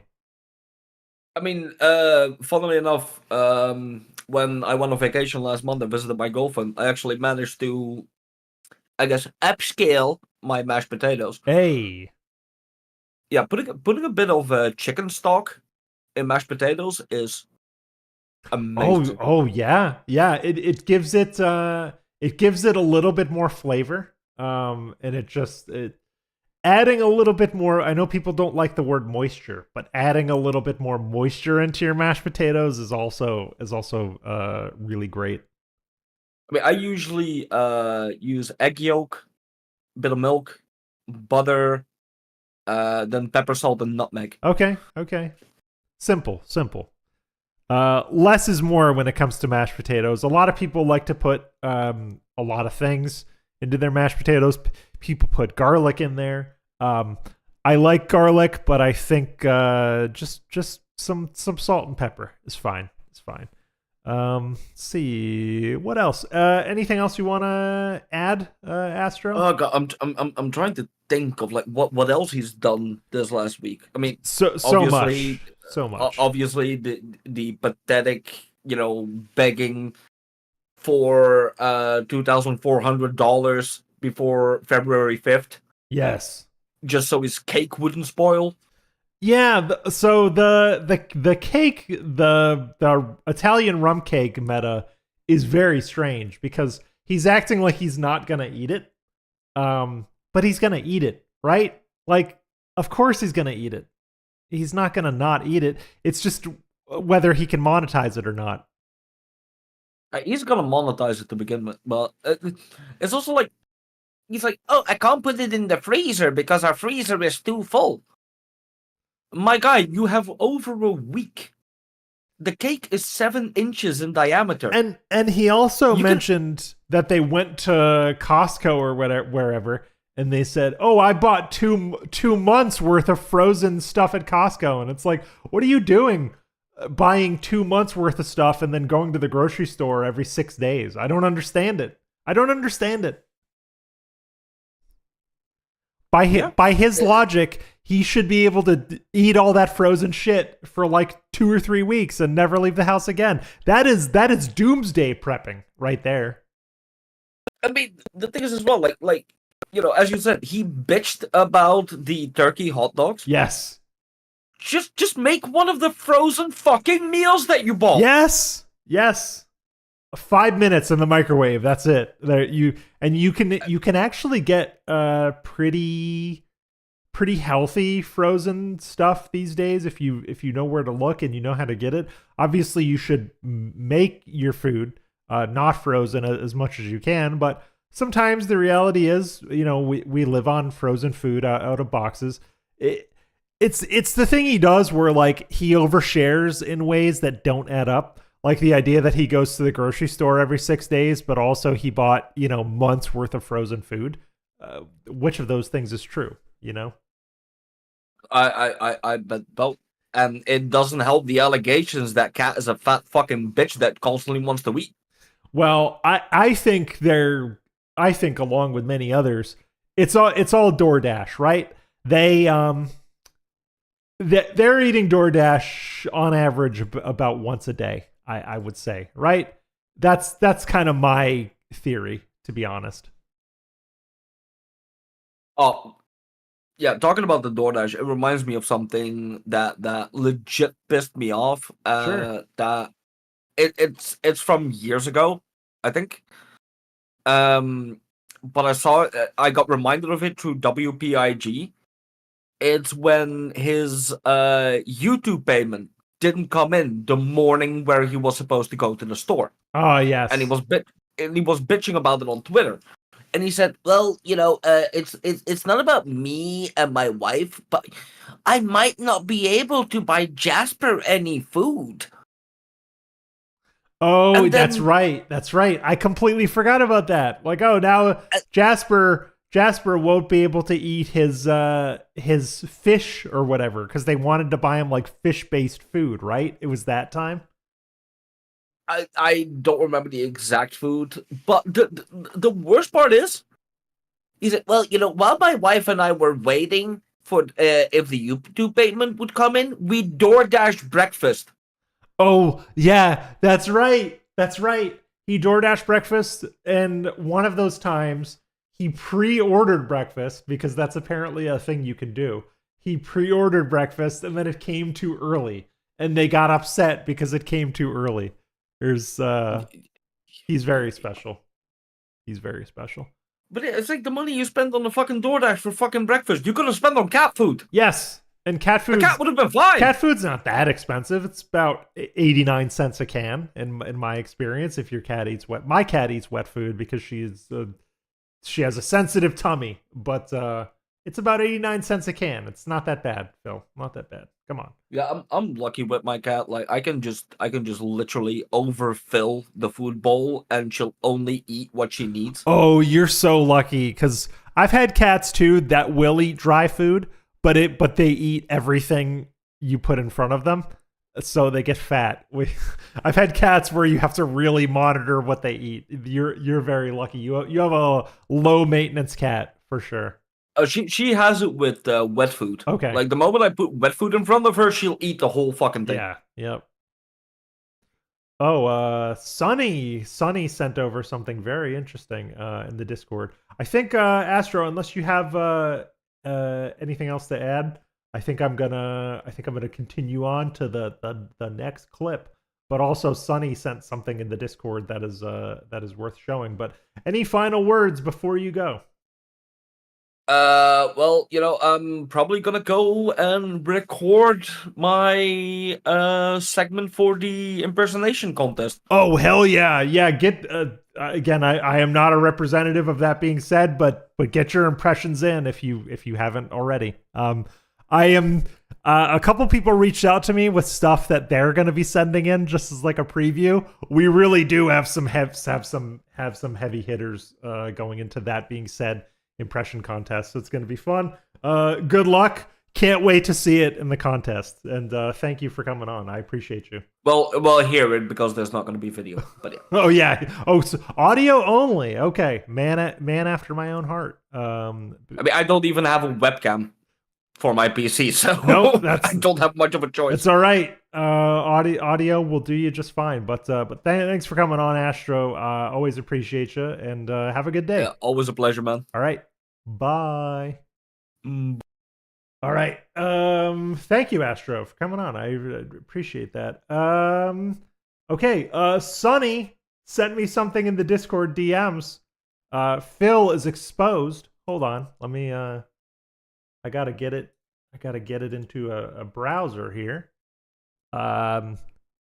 Phil self-felt it himself. Are you guys ready? Come on. Is it not going to show in this browser? Come on. I might have to download it and then show it that way. Hold on.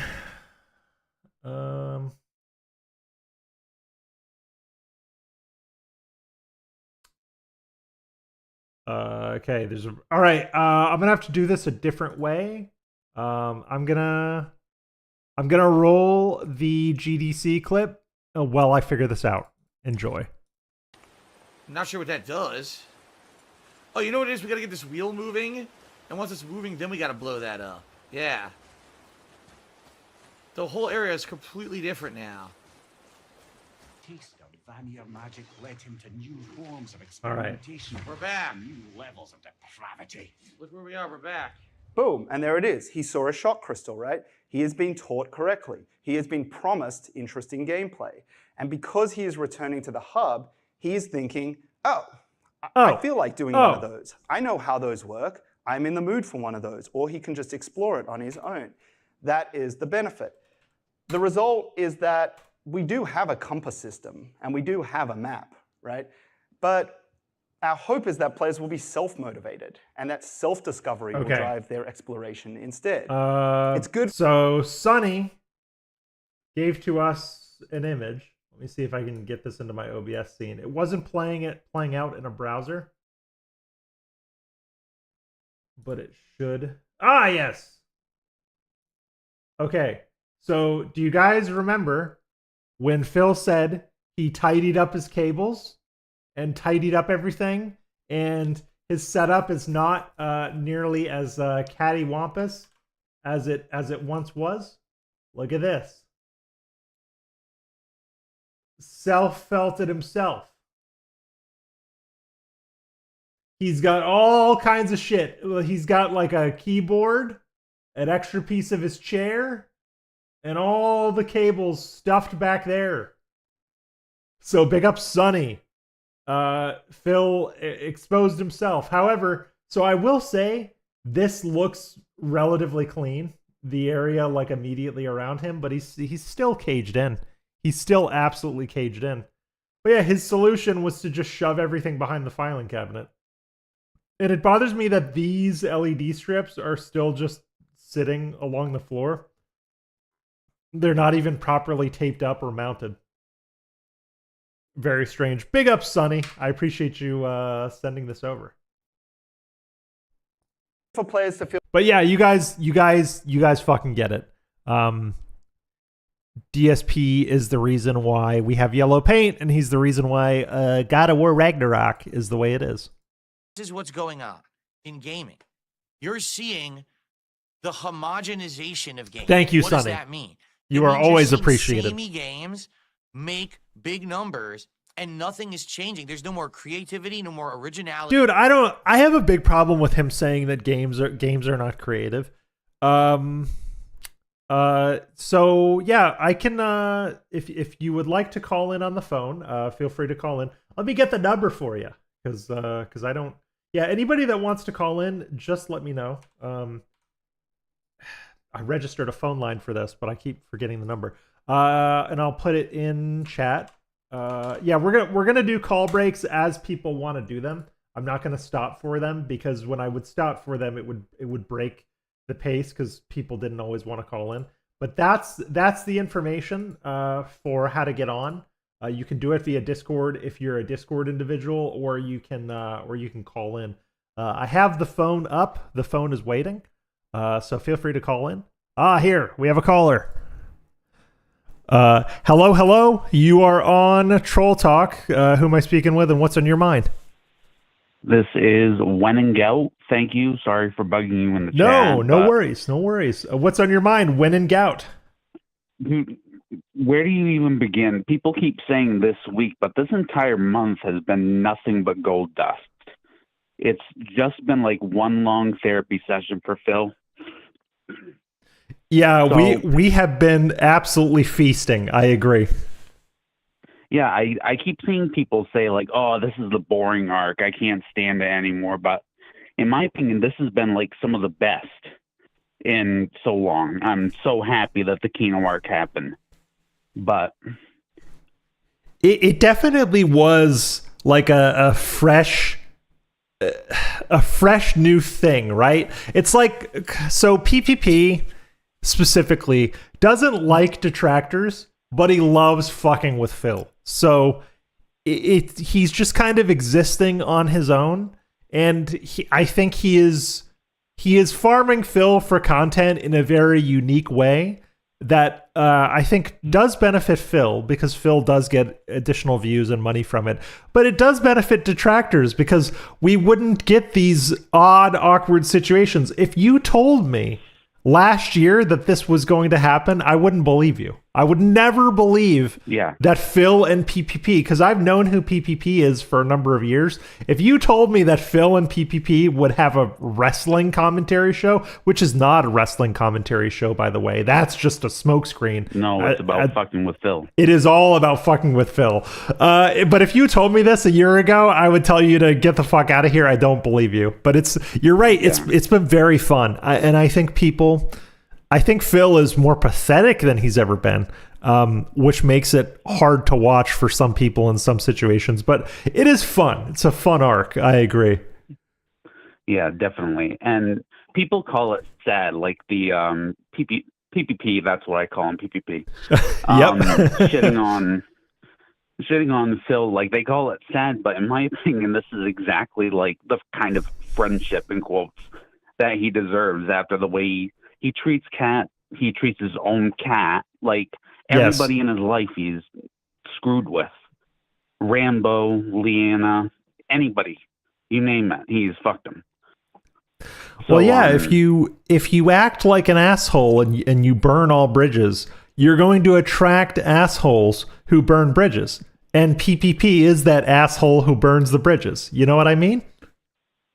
Yeah, and I just want to say, like, I love that the I call him Triple P has become such a like common saying in regards to him, because it kind of highlights it's on the same level as that.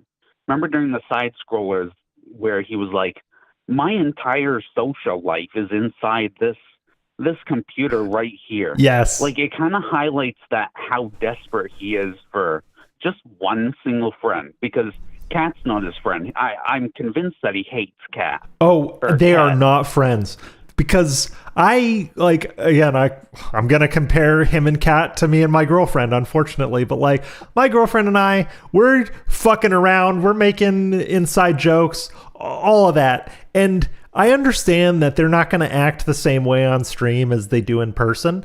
But if they really were compatible and they really were friends, forget partners, forget spouses, but if they really were friends, some of that dynamic would come through on streams. And there's none of that. Zero. Not even a lick of it. You know what I mean? No. It really is. I don't know where I stand on the whole, like Astro was saying, the whole Kat, like, sympathy versus she deserves it kind of thing. Because, like you said, she has had a hard life. And, like, I look at, like, you can just look at how she was before Phil and after. Like, she used to look, you know, pretty. She was pretty, in my opinion. Yes. And she obviously liked streaming. She was streaming to, what, like, 2 people when she was Chaos Realm. Yes. And she enjoyed it, like, genuinely enjoyed it. And then you look at her come on the co-op stream, which, in my opinion, if my partner invites me to be on a stream and I like streaming, like, you know, that's a dream for me, you know. But, like, she didn't want to be there any less than, like, she couldn't have wanted to be there less than she did, is what I'm trying to say. Yes, I agree. Yeah. Yeah, and I think you're totally right when you say that Kat used to enjoy streaming. Like, you can tell, even if you go back to the handful of VODs that are still out there, she wasn't the best streamer, but she was pumped when anybody came by there. Someone came in chat. Yeah, and honestly, I'm the same way. Some of my game streams, I get like 3 people, and I'm jazzed when 3 people are in there. You know, it's just how how streaming works, and you can tell she was doing it for the love of it. DSP was dragged from on-demand content to streaming, kicking and screaming. He hated it. Yeah. He hated it at first. If you go back to some of those original live streams, the first few he did, he even would say, I didn't even really want to do this, but you guys asked for it. You guys asked for me to do it. Everything that he doesn't like doing, it's because everybody asked him. Yes. Yes. And anything that doesn't work out, you know, it's chat's fault. It's half the time he says you asked for this, and like that you all asked for this is one guy in chat trolling him. Yes. You know what I mean? Like, it's kind of insane. He gets and he gets one guide very, very easily now. Like, one guy in chat will say one thing. That happened a few times this week, where the one guy said, "Phil, you're looking geriatric," a few days ago.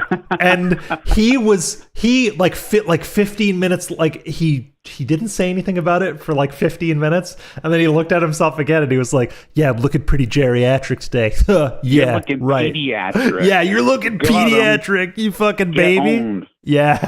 Yeah. Like, it's so funny. He has no ban. You would think like 16 years of being trolled and going back and forth, he would have some like wit. He cannot insult anybody. Like, you look back on the Eat It rant, like, it's hilarious, but not in the way that he wants. Yes. It's hilarious because of how far off the market is. That's why we like it, because it's such a weird insult. Like, it doesn't even compute. It's so strange, you know? Yeah. And that does remind me of something I wanted to bring up. So he does his cringe 1 year anniversary of the spoon thing, which he has a fake spoon, which is like, that's fucking hilarious. Yeah, the plastic spoon is very funny. He could not even bring a real spoon. Like, he was afraid he was going to forget it at his desk or something.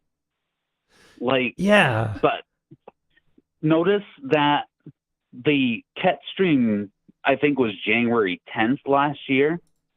Yes. When he revealed her, if I'm not mistaken. No mention of that this year. Yeah, no, that's true. You think like, oh, I got to stream a few times with my wife, and it was very special to me. You know? Yeah. That doesn't even compute for him, and it's like, I don't want to have my girlfriend in the content, but if she did come on, that would be pretty special to me. You know? You think that'd be memorable? Yeah, exactly. Like, for as much as he supposedly cares about her. Yes. Like, he always talks about how much he wants to spend time with his wife and how badly he wants her on the stream. But like we've said, he hates her. He can't stand her. Well, if she wasn't cooking and vacuuming, when she's not breaking his shit, supposedly, she would totally be gone. Well, if he wanted to spend time with her, he would. It's that simple. Like, the reason why I started streaming at 6:30 a.m. Eastern time today is because I have a lot of stuff to do today, just around the house. I gotta go get my hair cut. I got errands to run and stuff like that. And I also want to spend time with my girlfriend, and my girlfriend's my mother-in-law to be is coming over, so I want to spend time with them. So I had to choose between, like, either you wake up early and you stream at 6 a.m. Or you don't spend time with your family. And it's like, well, if you want to do everything, Phil, you can. It's a problem of motivation, and it's a problem of time management. If he really cared, he'd find a way to make it all work. But he just doesn't care that much, you know? Yeah, well, I want to say that if you got stuff to do, you want to wrap it up here, because you know the haircut's going to take at least 5 hours. Oh, yeah. At least you're going to be out all day. I hope you can recover tonight. Yeah. Oh, God. Yeah. I should start wrapping. My haircut's at 12:35. I gotta. It's almost 8:30. I gotta. How am I going to get there? It's 3 miles away, so it's going to take 45 minutes to drive there. Right. You know, because, okay, I'm gonna derail for a minute, but it's so funny when Phil will look up a restaurant, like on DoorDash or whatever, and it'll say like 4.9 miles away, and he's like, that'll take 35 minutes, and it's like, no, it doesn't. Be cold, dude. Yeah, like, in what world does it take 35 minutes to drive 4 miles? Like, hello? How slow are you driving? The truth is that he doesn't want to eat from that restaurant. Like, yes. Let's be real. That's the thing that drives me crazy about the menu fetish streams. Oh, yes. Staring at food is, he's just going to do, just like with everything else, like with the Mega Man stream, he wastes tons of time fucking around talking about what he wants to do, asking the audience, and in the end, he just does whatever he wants. So Yes. what's the point? Like, something I just want to say is his ability, the best thing that he can do, like the thing he's most talented at, is wasting time. Yes. Like time, he said the other day that time is his most valuable resource, Mm-hmm. and he doesn't want to waste it. But holy shit, he'll waste your time like an amateur. Oh, like absolutely. A premium example of this, I cannot believe this. Back when he was doing the fight sticks, you remember that arc? Yes. Where he was an expert who can repair shit, and then he broke it all. Yeah, when he changed the switches on his fight stick. Yeah. So one day he's doing a stream where he's trying to fix the thing for like hours, and then he ends the stream coping about it, and then on the next stream he's got the new fight stick. He's like, this came this morning. And so why did you do that last stream where you were trying to fix the other stick? Like, well, you just wasted 2 hours of your audience's time for no reason. He does that a lot, and I don't quite know psychologically what it is, but he did that with a mic arm last week too. If you remember when his shock mount fell apart on him on stream, he spent like 25 minutes saying, "No, I don't think I need one. I don't think I need another one." And then the next day he's like, "Oh, a viewer told me which one to get, so I got that one." Yeah, you got one guy. Yeah, it's so stupid. Or like how he has his Shure microphone now because he got one guide. That on one stream he literally said, "Well, I don't think I need that Shure SMV4 or whatever it is." And then the next day he had it. He does that all the time. Yeah. Well, supposedly, I don't know if this is true, but I've heard that Andy and Triple P, I call him Triple P. Yes. They both use Shure. They do. Yes. They use. So I'm a microphone nerd. They use Shure SM7Bs, which is like a very common, very good microphone. ALT uses it.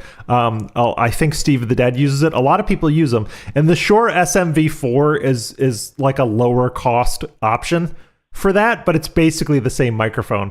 It's also, by the way, it's also what RTU uses, and it's the same. He has the same microphone and mic arm that he made fun of RTU for using, by the way. That really, I know that's like, we're getting into stuff that happened a month ago, which is like 10 years in DSP time these days.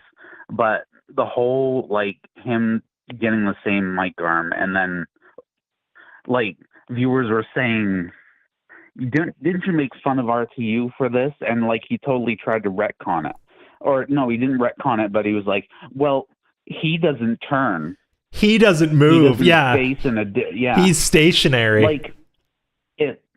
Yeah. If your setup, which he's so proud of, if you have to get like all this special stuff so you can turn 90 degrees, there's something wrong. I know you haven't gotten into like the setup section of the show, which I hope you do. Yeah. Because it's been like the last 2 months have just been him trying to jury rig that. Together. So to confess, I was gonna try to have a meme multi-camera setup for myself set up by this morning, but I couldn't quite figure out where to mount my second camera. But I do have two. I do have two cameras, and the Taken L's multicam setup is coming. I just need to figure out what the best place is to mount my second camera, because I really want it to be some kind of meme angle, and I haven't decided on it yet. Well, it has to be like 8 feet away and zoomed in so that you're blurry as shit. Yeah, I was thinking of putting a camera like outside of the door in the hallway to my office, and then like digital zooming a camera angle peering at me through the door. That would be very fun. I'm gonna try to rig that up for next time, probably. Yeah, I do have to say I'm kind of sad that the high chair angle is gone. Yes, that was very special. That was so funny when he would turn and like it cut off part of his forehead, and he literally looked like a dent head because it was chopping him into pieces. Well, because That was funny. the problem with using background removers is it was thinking that his microphone was background and his microphone was eclipsing his forehead. So it literally looked like he had a hole in his head. Those were very funny moments. Yeah. Yeah. He has a very unflattering side profile, I just have to say. Like, he does. He looks mostly normal when you're looking at him straight on. Obviously, he has like the snort sacks people make fun of and stuff, but Phil is a relatively normal looking guy. Yes. Until he turns his head, and then he has like a skull that like you see in a book about like ancient humans. Yes. Who are deformed and stuff like that. And the him taking off the headphones the other day, and he has that huge lump in his hair. I don't know if you saw that. Yes. I laughed so hard when I saw that, because every time he turns his head, like there's a new thing to make fun of. I swear to God. Well, and his side profile, and that you or the chat can correct me if I'm wrong, but I think his weird Cro-Magnon side profile is where the idea of Grug came from. Because he just looks like a caveman when you see him from the side. It's so funny. Yeah, exactly. Like the flat head, like yes, like it's real. He actually has like a misshapen head. No, he does. I mean, and by his own lore dump, they called him Phil with the oddly shaped head in school. So, I mean, why would you share that with the world? Why would you say that was your nickname in school? And like, I swear sometimes he's begging to be made fun of. Well, which with the whole triple peep thing. Yeah, so he is, because when you have a constant victim mentality like that, you will share times in your life where you were bullied and ridiculed because you want people to feel sorry for you. But on the other end of it, being as notorious as DSP is, us trolls will use that against him. So as he would say, it's a double-edged sword, you know? Yeah. Yeah, for sure. Definitely. Well, I think I'm running out of things to talk about. I'm meandering. So no worries. You have to get to your haircut, so I don't want to keep you. I have to get to my haircut in 4 hours. We better hurry up. That's right. Well, but thank you. Thanks for all you do. I really appreciate the show. Thanks for letting people get stuff off their chest. Yeah, absolutely. Thank you for calling in. Call in again soon, and have a good day. Sure thing. You too. All right. Bye. When in gout, everybody. Big ups. Amazing. Solid points. He brought the fire. I cannot refute his points. If anybody else wants to get in, just call in either on the phone or the Discord and tag me in the chat to let me know that you're there. That's how we'll do call breaks. Basically, you viewers can force call breaks if you need them, but I'm going to just keep moving on with this. It's all about what can we do that's samey to everyone else? What can we do to copy what's already out there that's printing money? Yeah, double-edged chin for the games industry. Big ups, you Frog understand Machine. that? When there are 7,000 RPGs coming out in 1 year, they cannot sell. Therefore, they can't one thing I wanted to say, and I got derailed by the GDC thing and the calls. One thing I wanted to say is Phil ignores genuinely interesting games that are like right in front of him. Like Pacific Drive, amazing game. I think Pacific Drive came out last year, did it not? Yeah, Pacific Drive came out last year. Amazing indie, very interesting story, very interesting mechanics. I have played through it in its entirety, and I'm about to play through it again. Genuinely interesting fucking indie title that he just misses. Oh, and my browser's crashed. Yes. Tommy says they enjoyed roguelike Car Stalker. Yeah, it's very fun. They patched it so you can customize the difficulty now, so it would be more enjoyable for someone like Phil, because you can make it way harder than it used to be. You can make it way easier than it used to be. But my game of the year for 2024 is probably Pacific Drive, to be honest. And also Buckshot Roulette. Buckshot Roulette is amazing. I cannot stop playing Buckshot Roulette. It is gambling, basically, but you're gambling with your life. But you'd think Phil would like that. But Buckshot Roulette, fucking goated. Buckshot Roulette and Pacific Drive, probably my two favorite games of 2024, to be honest. Attention, and no one will ever even care about them, besides their little niche audience. Listen up, because I know a lot of people are going to freak out by this. Final Fantasy VII Rebirth was not a good selling game in 2024. It doesn't matter how much you cope, how much you Hell sell. yeah, big ups, Ice. Yeah, Helldivers 2 is still good.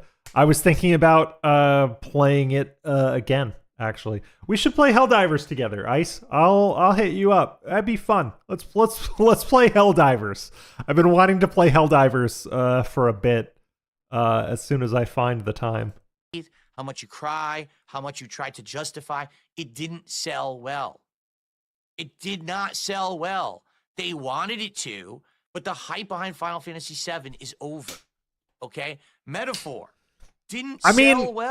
I mean, so the way Square deals with Final Fantasy is very weird because there have been times where Final Fantasy hasn't sold well, and they have punished European and Western devs under their purview as a result. Like, for example, I remember back when Square Enix held the rights for Deus Ex and Tomb Raider, there was a Final Fantasy game that came out the same year as Mankind Divided, I think.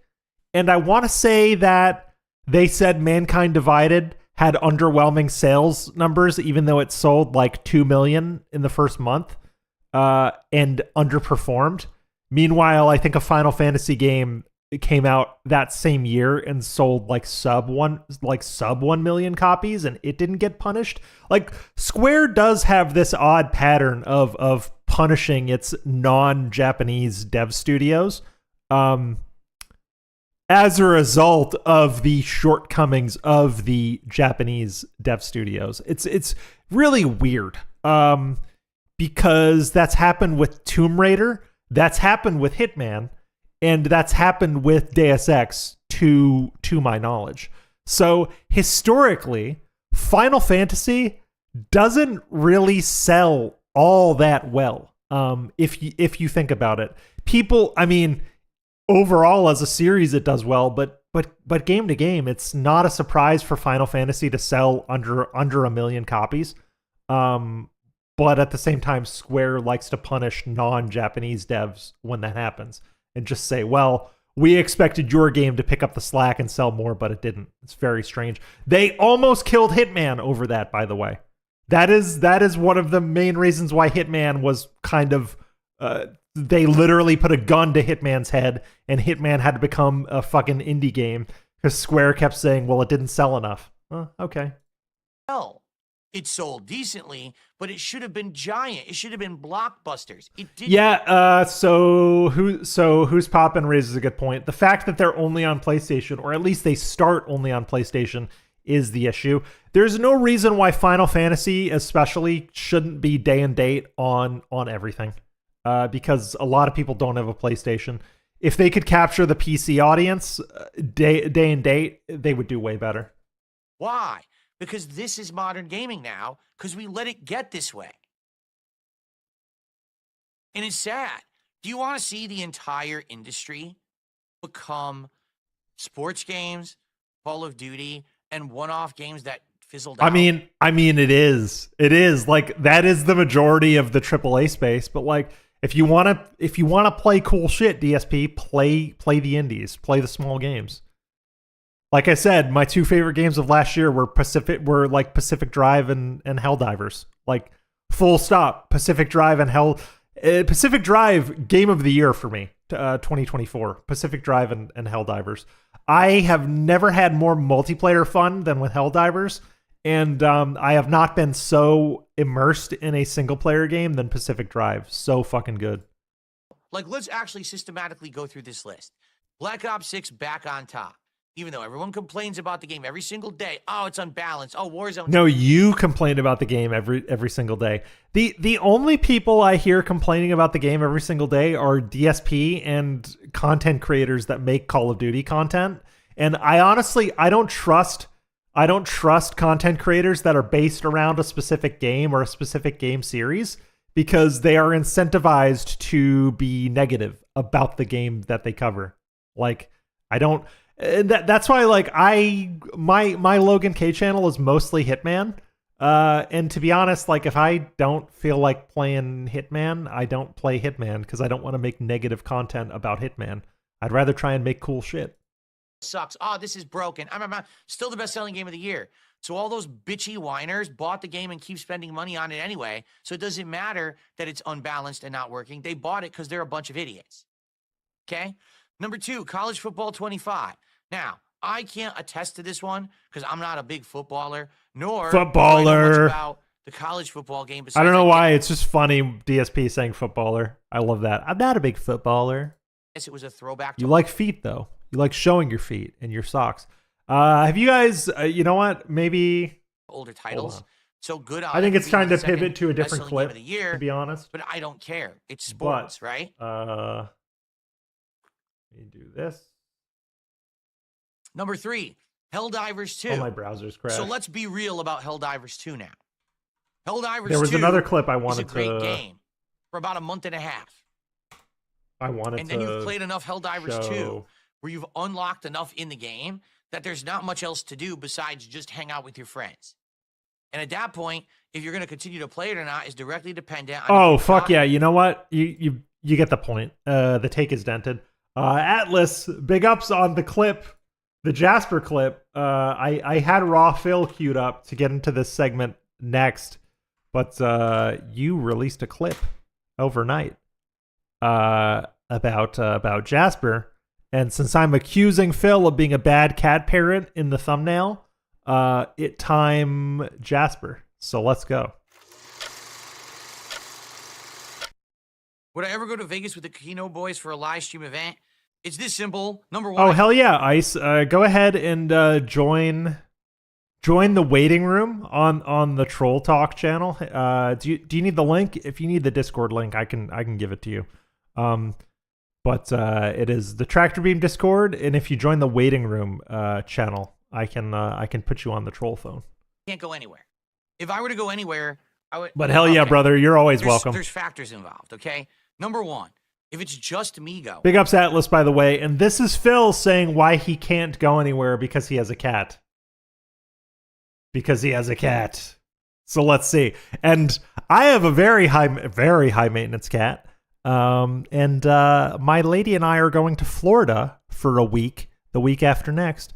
And we have babysitters for our cat. Imagine that. We're having a mixture of friends and family members come over here to feed the cat and scoop her litter. And you want to talk about a cat that's terrified of people? My sweet little Rosie is terrified of people. She is the most terrified of people I've seen of any cat, but you've got to live our lives. You got to go on vacation. Okay, Ice, you need the link. I will send it to you in DMs. Hell yeah, brother. Then that means cat's left behind to take care of everything here by herself. I don't think that's very fair. For me to go to Vegas and have fun with these guys, even if it means making content that makes money, for me to go on a trip like that, but then she has to stay behind, would be pretty messed up. Now you might say, well, why don't you take her with you?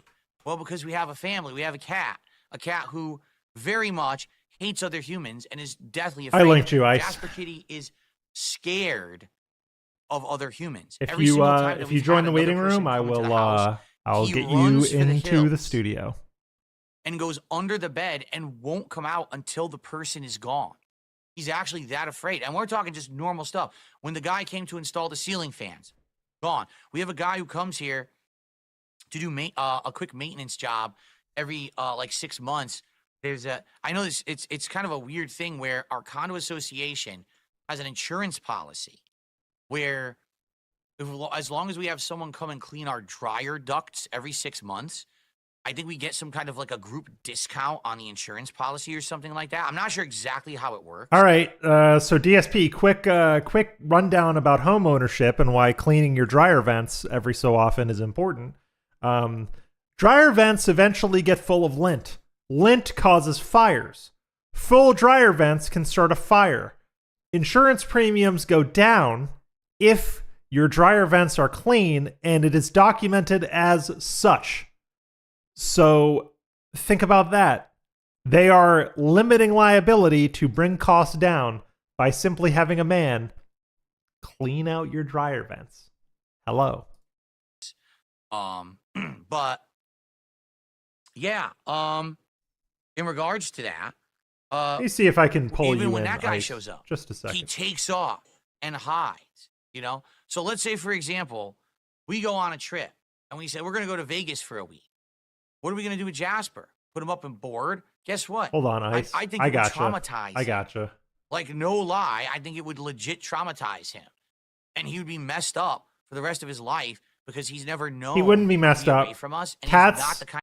Cats get over shit. Like, cats get over things very quickly. Here, I'm sending you an invite via Discord. Ice Yamamoto.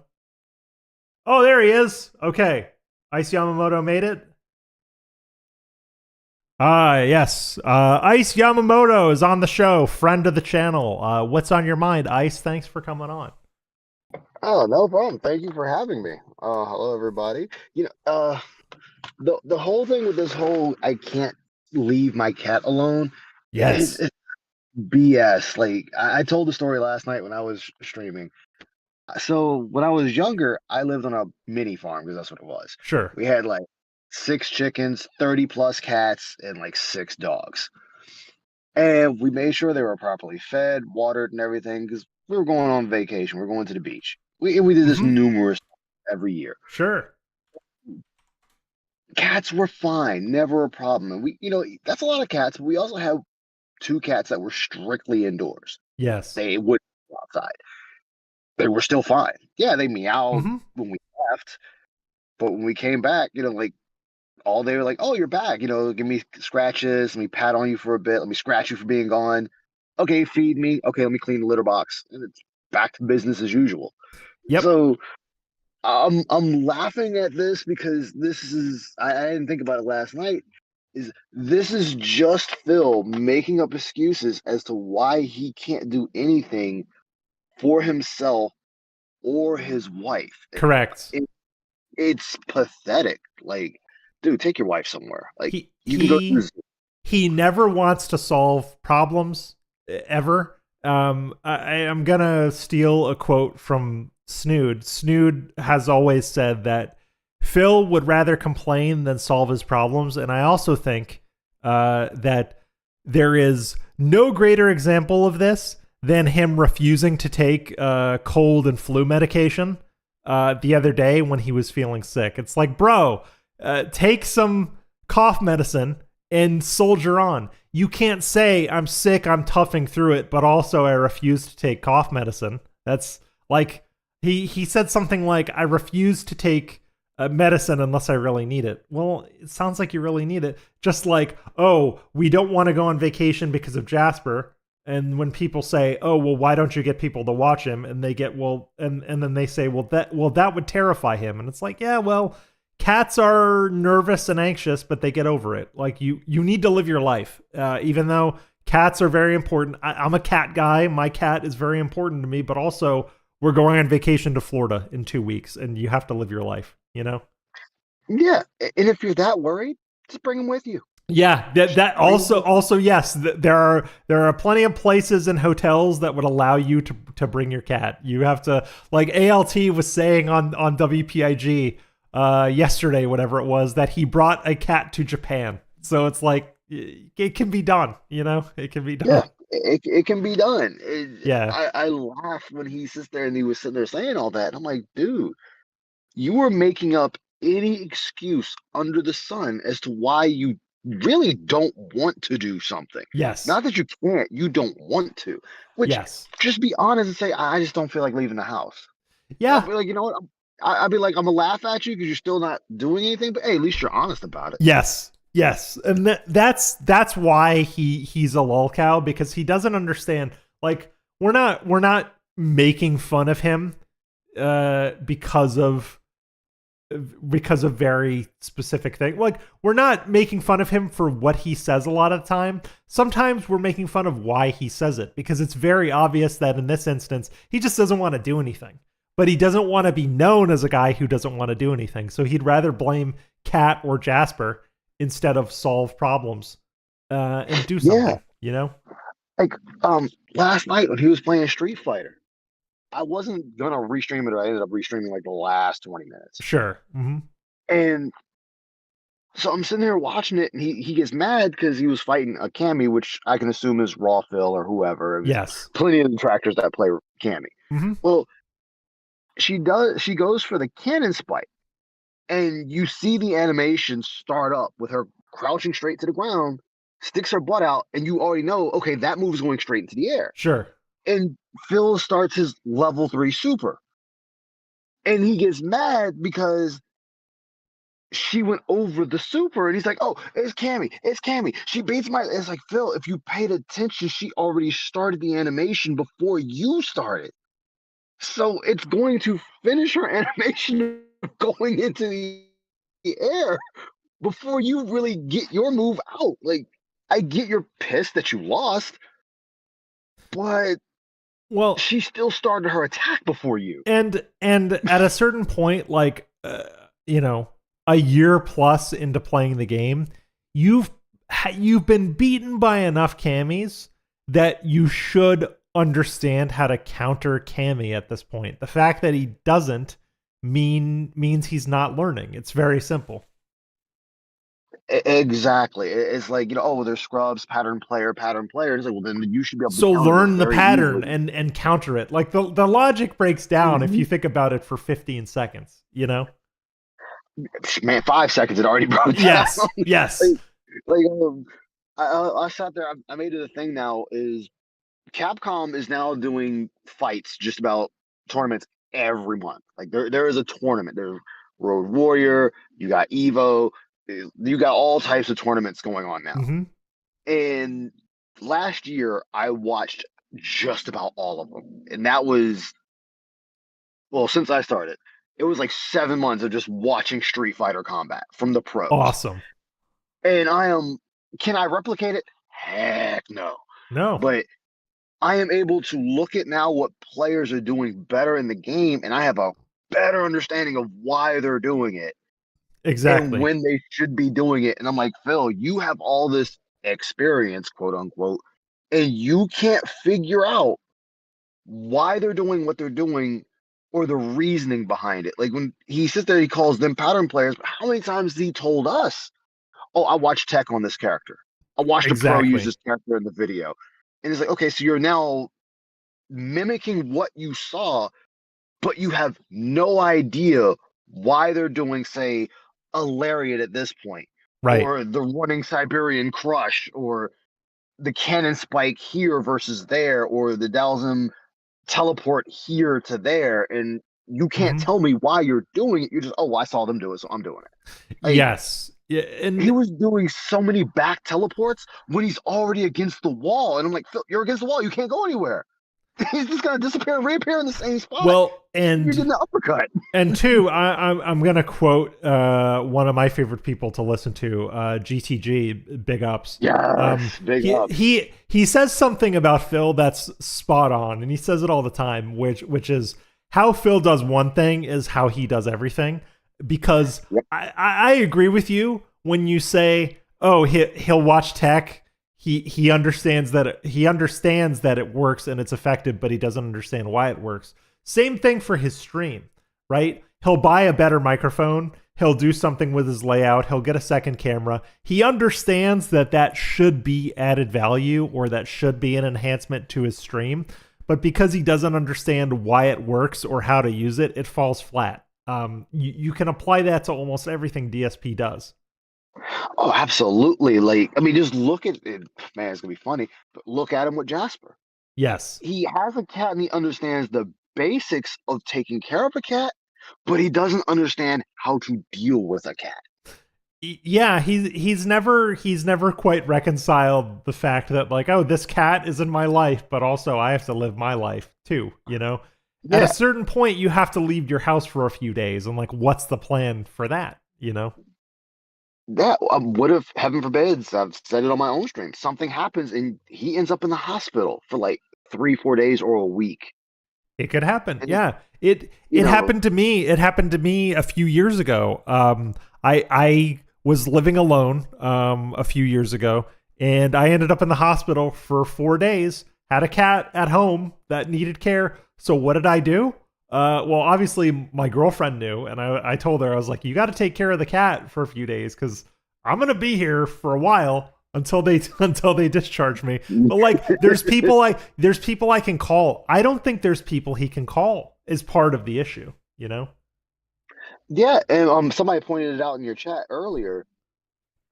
He had a neighbor watch the cat when they ran off to get married. He did. Oh, absolutely. Yeah, they went away for a week to Connecticut to secretly get married. And the neighbor, well, and the thing is, he didn't admit to having Jasper at the time, but he admitted to having a neighbor, quote, stop by and check on the house, which we now know was feeding Jasper. We know this. So. Yeah, I mean, like, even It's a Gundam said it in the Goutfather video way back when I first got into film. Sure. When that was during the 2K cat scam, is he was like, yeah, people knew you had a cat then. They were saying you had a cat.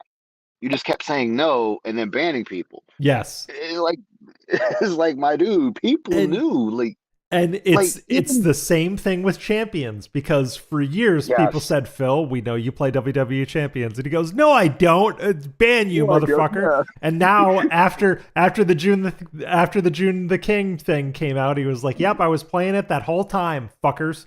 And people even asked him. People were like, what about all those people you banned? And he's like, oh well, sorry, you know.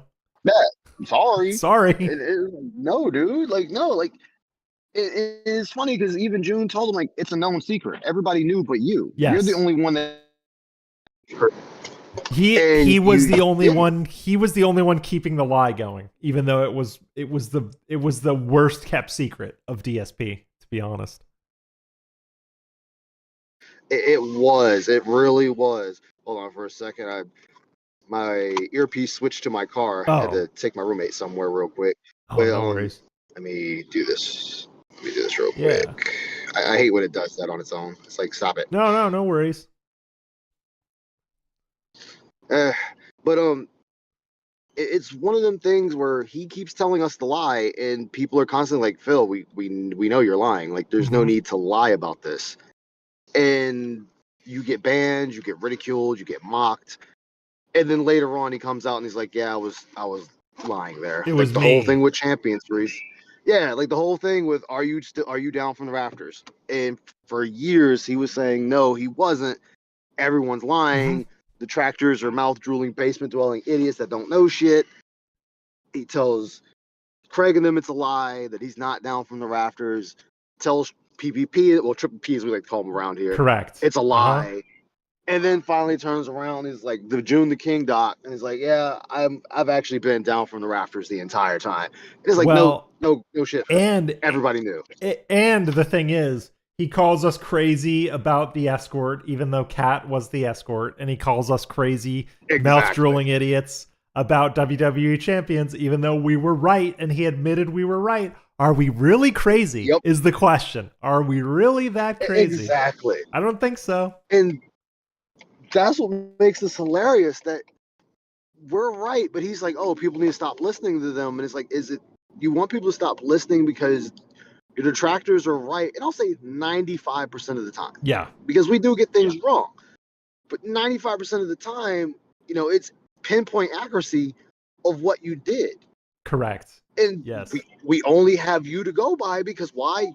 You tell us what you did. Yes. Like, if you don't want people knowing, stop telling us. We are just pointing at the content you post. It's that simple.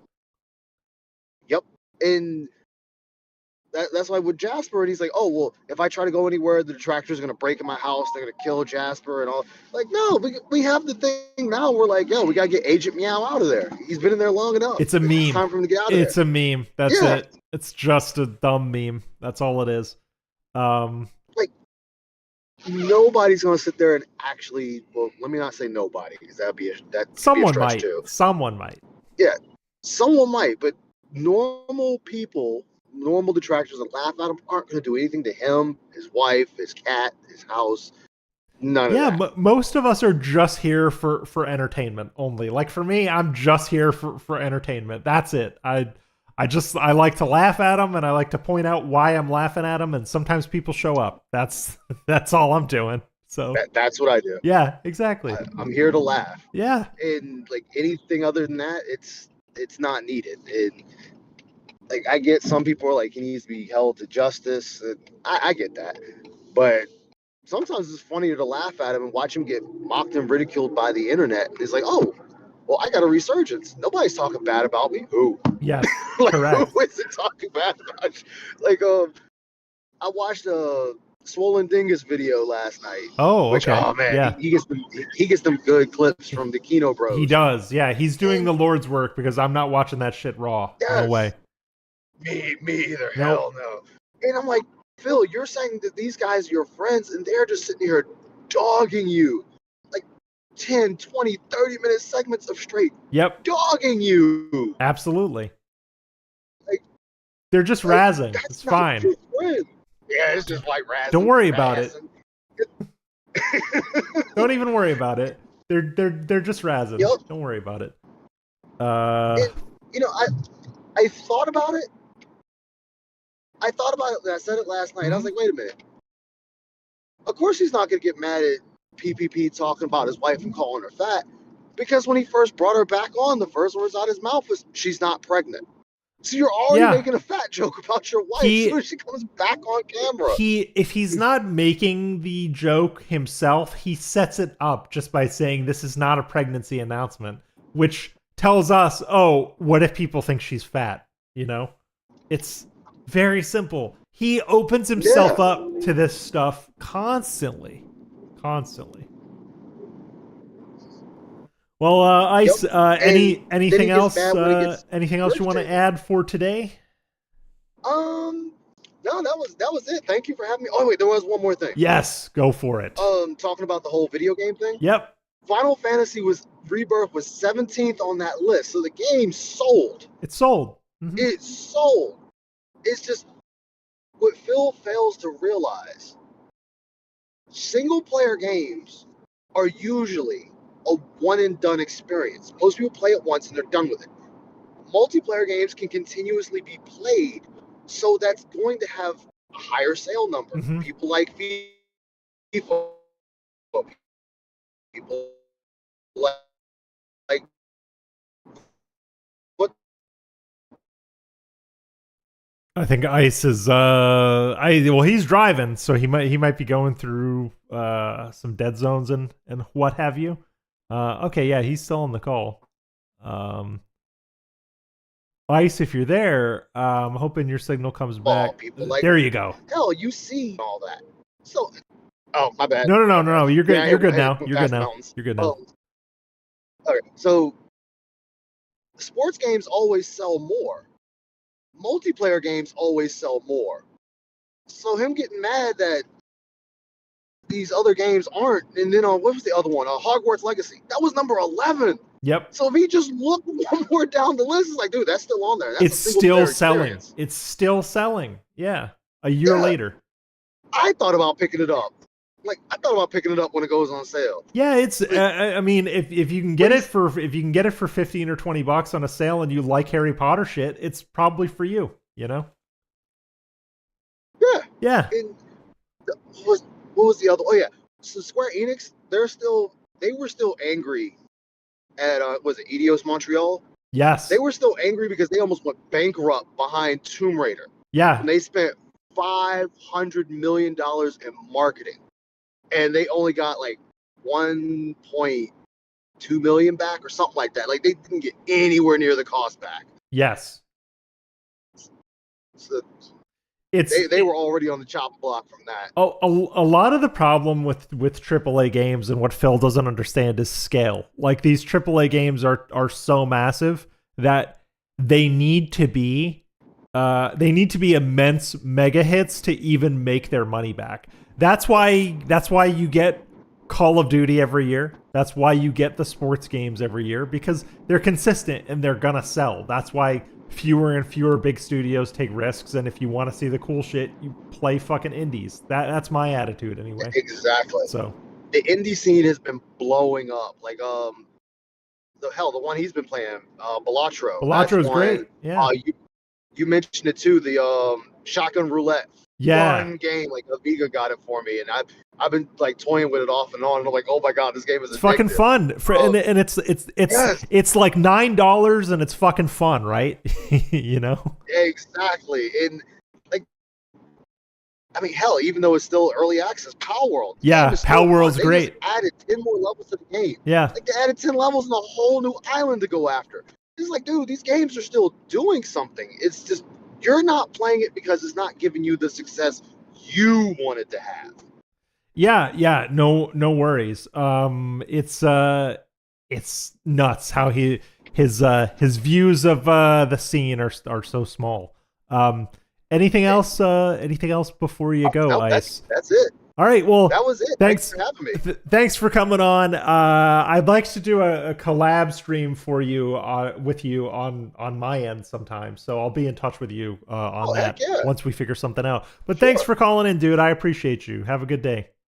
Oh, thanks for having me. Take care. All right, Bye-bye. you got it. Bye. Oh, Chio, have I been ignoring your DMs? I'm sorry. Where were you DMing? Was it Taken L's Twitter? I don't check Taken L's Twitter as much as I should. Wherever they are, I'll find them. I'll link you to my personal Twitter. And then you want to send me some DMs there, we can talk. I'm sorry, Chio. Kind of cat. Hold on. Sadly wants to deal with other humans. He'd be all messed up from it, right? So I'm just not going to do it. I'm not going to put him through that. And, I kind of knew we were getting into that when we got the Jasper, that it's the same as if you're bringing anything else into your life, whether it's a creature or a human or whatever. You got to treat them like they're a member of your family. And I'm not going to put him through torture, and I'm not going to get him, all messed up in the head because we want to have a good time. He'll get over it. It's fine. We like to eventually. He'll get over it.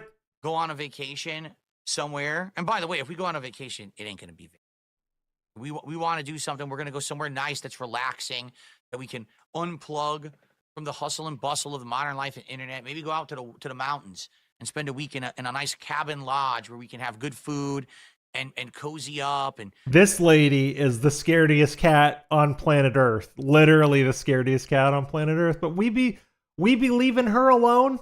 We be leaving her alone all the time. She eats twice a day. She's scared as hell of people. But she's a sweet cat, and we love her very much. But we got to live our lives, so we're leaving her alone for a week. We got 4 different babysitters for her. Yeah, she's fucking awesome. She's great. Rosalia. She's my favorite cat ever, and I've had lots of cats. Listen to she's very special. A fireplace and do something nice like that. We don't want to go somewhere it's a tourist trap, shitty place where you drop tons of money and shit. You know what I'm saying? So we're thinking about yeah, black cats are special. Black cats are magic. We're I agree. Who's popping? Jasper Kitty. It's too much of a thing. It is. It's just too she much does look kind of like Salem. Concern, right? Is that we would be hurting our family member for personal stuff. I can put her up every once in a while. Could better potentially than we Phil. do like a staycation where we go for a day or two somewhere. That we could probably do. Leaving him all alone for a day probably isn't that big of a deal. But as long as we leave him enough food and water and everything, and lights are on, heat's I've on had and multiple everything. black cats But actually. More than like a black day, cats are very special. I'm not gonna do that to him, and everyone laughs. Oh, haha, yeah, whatever. You can make fun of him. He'd be fine though if Jasper tolerates dry food. Like my old cat in one of my old apartments, I used to leave her alone for 4 days at a time because she was the kind of cat that would only eat the food she needed to eat. she would eat like a little birdie, and I would just put on her water filter. I would put on her water filter, and I would scoop the litter. I would give her like a fresh litter box, and I'd just make sure she had enough food and water. I could leave for 3-4 days, not even really have to have people come over, not really have to worry about it. Some cats are just self-sufficient. I don't think Jasper is one of those cats, but I used to travel for like a weekend at a time, and my old cat was fine. She was fine. But we love our pet, and we're not going to treat him and mistreat him in a way. He could take Jasper with him too. There's no reason. So what we do when we take our cat to the vet, the vet's only like 5 minutes away, but when we take our cat to the vet, she's such a scaredy cat that she's very hard to capture. We give her gabapentin. The vet will actually prescribe gabapentin for nervous cats if you got to take them or transport them somewhere. Crush up gabapentin, put it in Jasper's food. He'll be fine. He'll be fine.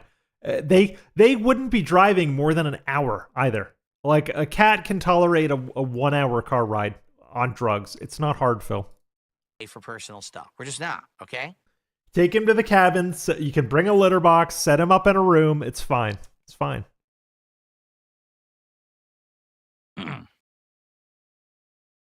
He would crush gabapentin and snort it. I've been on gabapentin as a pain prescription, but I've never snorted it. I don't know what you mean. The bounty board? What the hell is the bounty board? Bottom line is, I don't know what you're talking about. Yeah, some cats don't mind the car.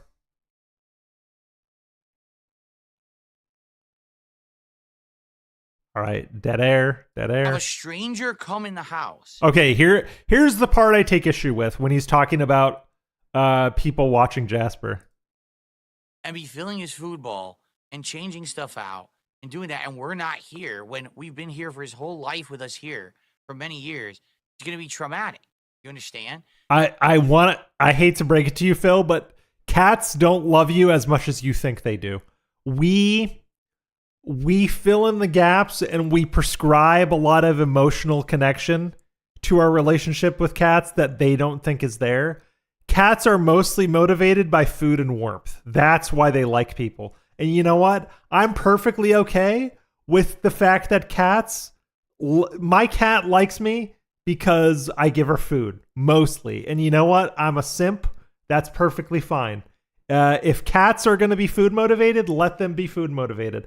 I admit that I'm getting way more out of my relationship with my cat than my cat is getting emotionally. That's perfectly fine.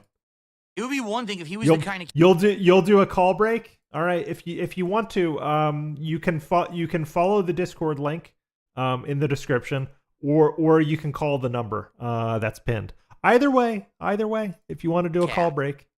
That was not so social. I'll do one. Right? If he's the kind of cat that he likes. I know you mentioned earlier that you wanted to. Pets. But if you want a call break, go ahead. I got my eye on the phone. I got my eye on the Discord. Like pink, blue, and green. The blue. There he is. All right, we've got who's popping here. So let me pop in here, and then who's popping is on the troll phone. What's on your mind? Who's popping? How are you? Uh-oh, I don't hear who's popping. Are you muted? I cannot hear you. Check your audio settings. And you're not muted for me.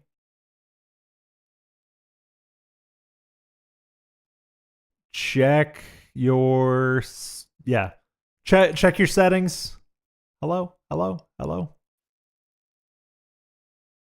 I'm gonna disconnect you for now. But go to your Discord voice and video settings. Check again and then rejoin the waiting room if you could, because I couldn't hear you. But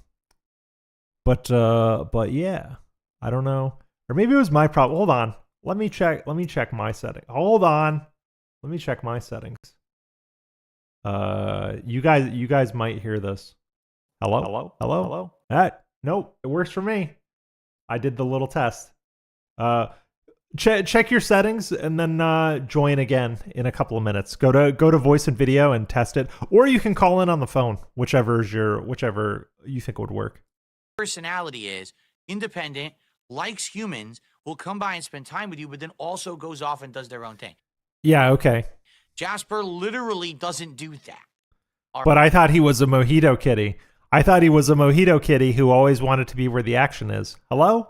Hello? Right? At every moment, he wants to know where we are. He wants to be close to us. There's some days I'll be in the office, cat will be down. So he likes people then, right? Because my cat doesn't like people. My cat, the majority of the time, doesn't want to be around people, even me. And I'm her person. I'm her favorite person. And she barely tolerates my dumb ass. So if you want to talk about a cat that doesn't like people, that's my cat. Stairs, he'll sleep in the hallway because he wants to be equally close to both of us. He 100% is the most social kind of cat that there is. But also, like, this part of him saying, "Oh, they want to be equally close to both of us." So if he's sleeping in the hallway, wouldn't that just mean he wants to be alone? Wouldn't that literally just mean he wants to be alone by himself? Cats sleep where they want, mostly. Cats sleep where they feel comfortable. Did you ever think that he feels the most comfortable sleeping alone? Hello? And again, some people don't get it, and I don't blame you, but it's not your place I don't blame to get you. it. It's ours, because we're his parents, get it? We're his caretakers. All right, Who's Poppin' is back in the waiting room. Let's get him on. Who's Poppin'? Hello, hello. Hello. Yes. Oh, I can hear you now. Wonderful. Great. What's on your mind? I'd just like to say good morning, fellow mouth jewelers. And regarding the microphone incident, I'm just a technical dunce. No worries. I'm glad you're on. What did you want to talk about? So I want to do some medical talk. Now, my background is I was trained as a mental health nurse in the UK for the National Health Service. I worked that job for quite a few years. My specialities were in dementia. Oh, And wonderful. then later on in the career, I went into medium secure, which is people who should really be in prison, but they committed the crimes because they are mentally unwell. Okay. So I've worked with murderers, rapists, paedophiles. So, like, the basic premise of a mental health nurse is your observations. So you're watching patients. You're looking for the behaviors. You're looking for what they're saying, how they're saying it. What's the tone like. And I'd just like to say, I do truly believe that 99% of Mr. Burnell's, how he presents to everybody on his streams can probably be attributed to autism. Yes. And I can go a little bit further into that if you want. I want to say I did not subscribe to the autism theory until this year. Until we got him interacting with Kino Casino, because you cannot explain it away anymore. He has to be autistic to some degree. But yes, go ahead, further explain. I'd be very happy to hear your further takes on why it would be autism. Okay, so just to ease us into the discussion, if you Google flathead syndrome and you look at some of the images, you'll notice there are very, very similar coincidences with Philip's head shape. Now, that doesn't necessarily mean it's going to impact on his mental health or any intellectual disability that he may or may not have. But it's just a little coincidence. Everybody keeps talking about his head shape. He's actually got flathead syndrome. So that's for starters. So like this. Right there. I'm going to share it with you. I'm going to share my screen with you in the Discord room that we're in. But I did Google flathead syndrome, and I pulled up a picture of a baby's head. That looks kind of like Philip, does it not? That's very special. So yeah, and it's just an observation. We're not trying to belittle or demean people that have flathead syndrome. It's a factual observation. Yes, and we all know where that leads to in Philip's life. He loves factual observations. Yeah. So going on to the next part now, Asperger's syndrome. Sure. Is on the autistic spectrum.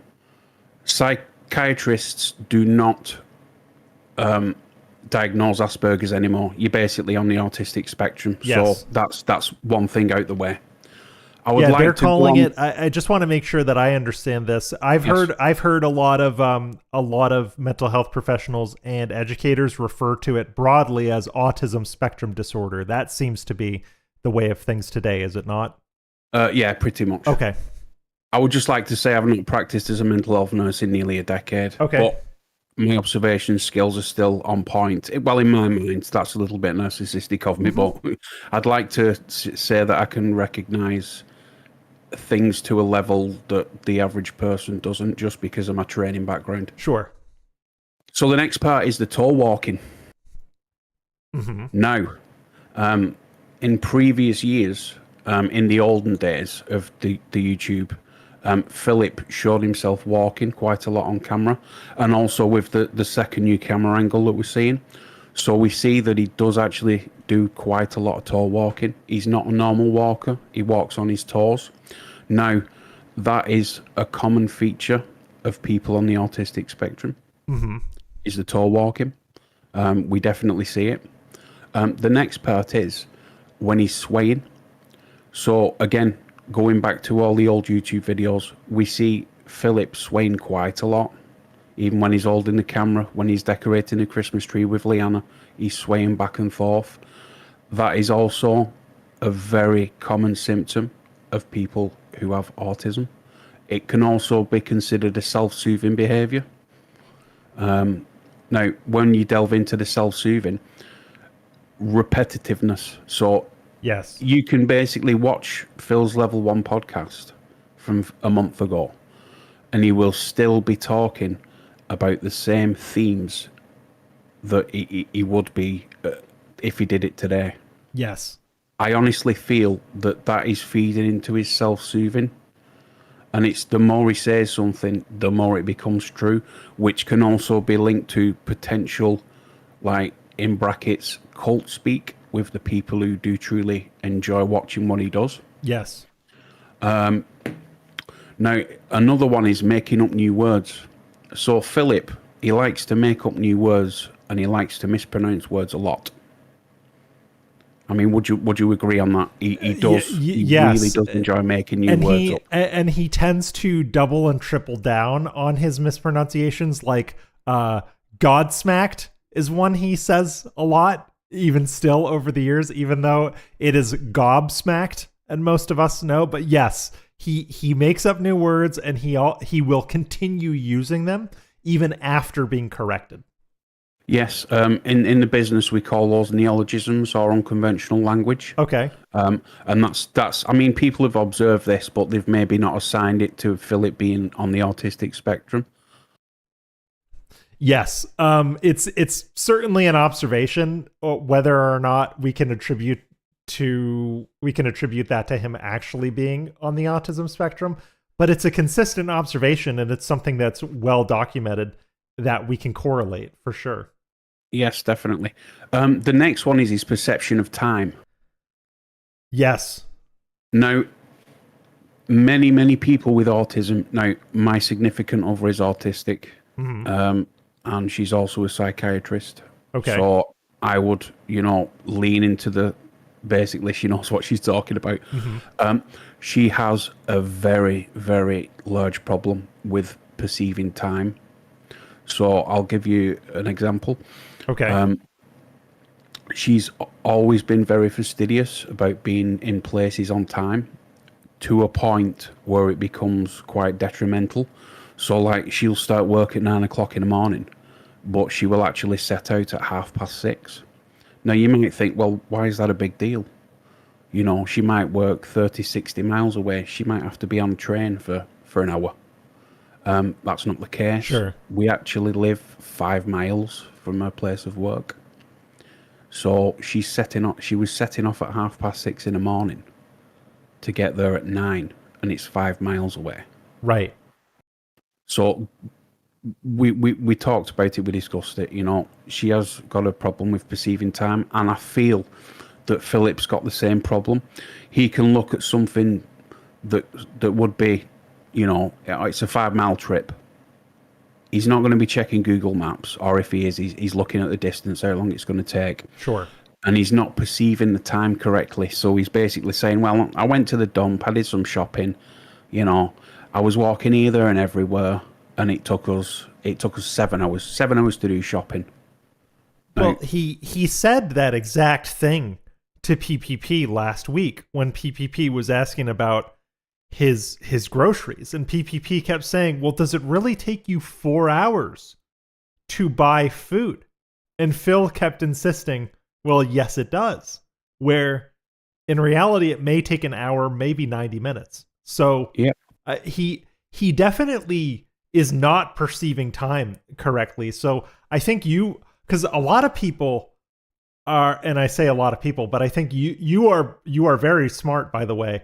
And I think you are looking at it in a different lens. I think a lot of people are saying he is over exaggerating time, but the theory you're postulating is that he has trouble perceiving time itself, yes, which is why he'll tell people, oh, it takes 4 hours.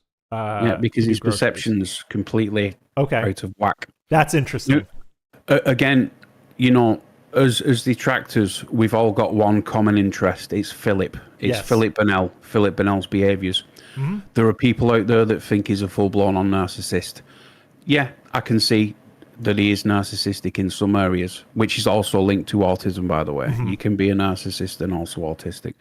But it's sort of like finding your flavour, your individual flavour of Philip as a detractor. Yes. And I really do think that 99% of his behaviours and what we're seeing is down to autism. You can disagree, that's fine. We've all got our own opinions. But yeah, that's pretty much it. The last point is dyspraxia. Now, with dyspraxia, you have real problems sort of coordinating and sequencing, okay?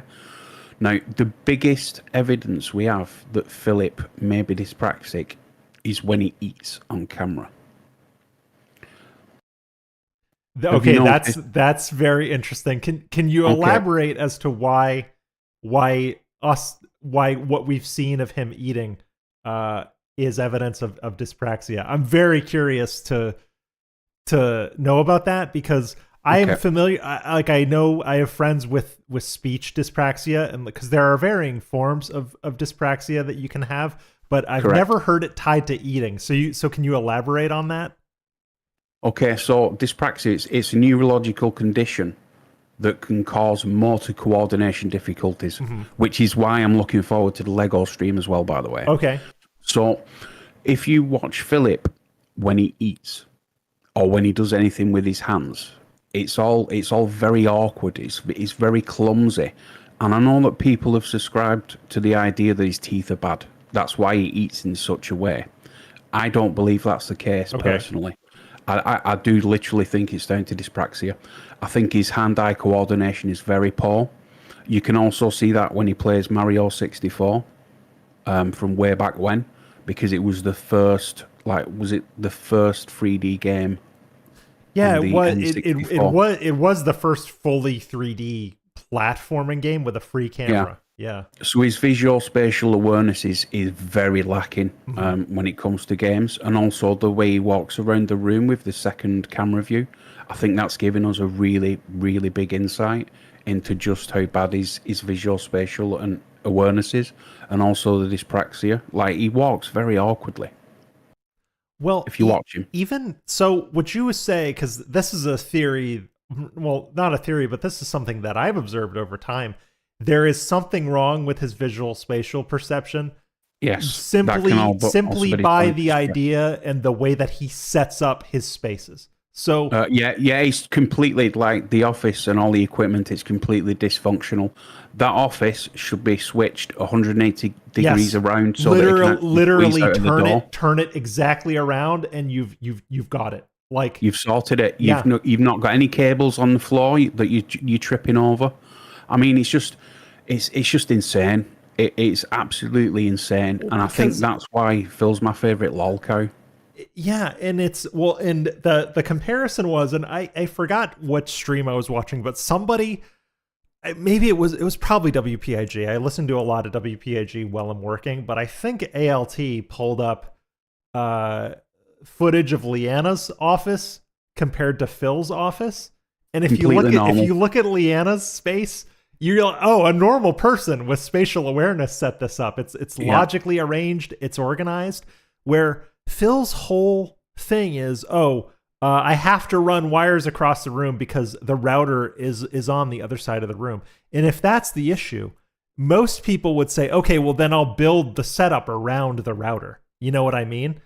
Yeah, but instead, he insists on flipping it 180 degrees and running every single cable across the floor.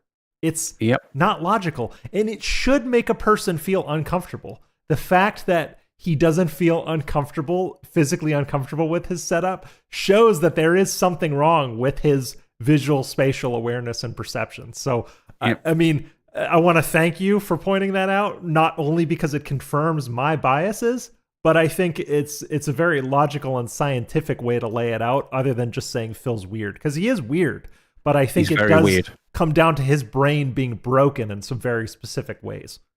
Now, how's about this? Food for thought, okay? Mm-hmm. Think about it. He's got poor visual spatial awareness. He's got difficulty coordinating with his hand and his eyes. What's the easiest thing to do when it comes to eating a meal on camera? Is it easier to get a proper plate that's made out of stoneware and some cutlery and bring the food upstairs? Or is it easier to bring your food upstairs in a paper bag or a carton with a paper plate and a plastic utensil? What's easier?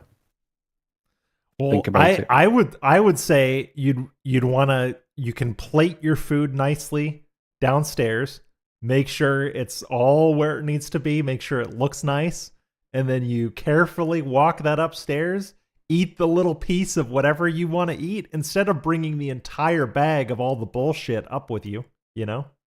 Yeah, that would be easy for me, but in Phil's world, he's not going to spill anything if he's carrying it up in a paper bag. He just needs to grab a paper plate, maybe a plastic fork. You're laughing. And also, he eats a lot of things with his hand. So we're talking burgers, fries. He can easily coordinate it, even if he's got severe dyspraxia. He can easily coordinate it into his mouth because it doesn't and hold on to it. Because so what you're saying is adding the element of manipulating a utensil is more difficult than just putting something in his hand, putting the burger in his hand. It's a lot easier. Mm-hmm. You know, I mean, to be honest, you could consider it normal. Mm-hmm. You know, bringing your food up in a bag from McDonald's, getting a paper plate, you're laughing, you can eat off it. You know, people do that all the time. Sure. But the fact that it always seems to be that case when he's eating on camera leads me to believe it's because it's the path of least resistance. He's not going to mess up enough. He's not going to give the detractors the ammunition they want around the issue.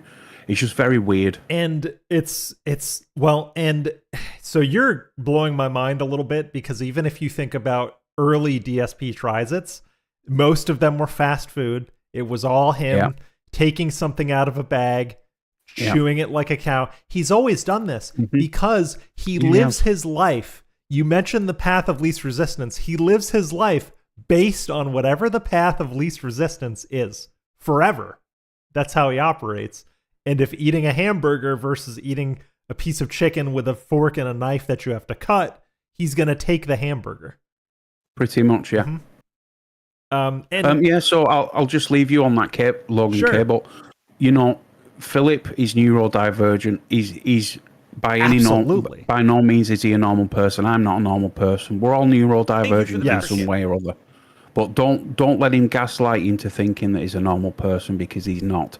He's very fascinating. I think he could probably do with some input from both a psychologist and a psychiatrist.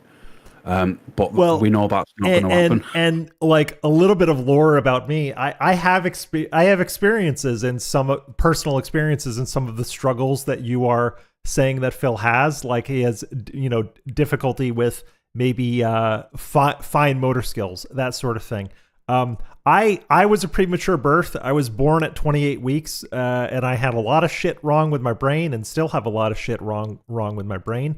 But what's important when you're in situations like that is for your parents to understand this kid is going to need some help. He's going to need some occupational therapy. I had to go to occupational therapy to be taught how to use a fork as a child because that was difficult for me. I had to go to occupational therapy to learn how to write with a pencil as a child. And I think Phil could have benefited from a lot of support in his early childhood in that way that he was never given. And I think he might have been given it by his mum, Linda, but maybe not in the correct way. True.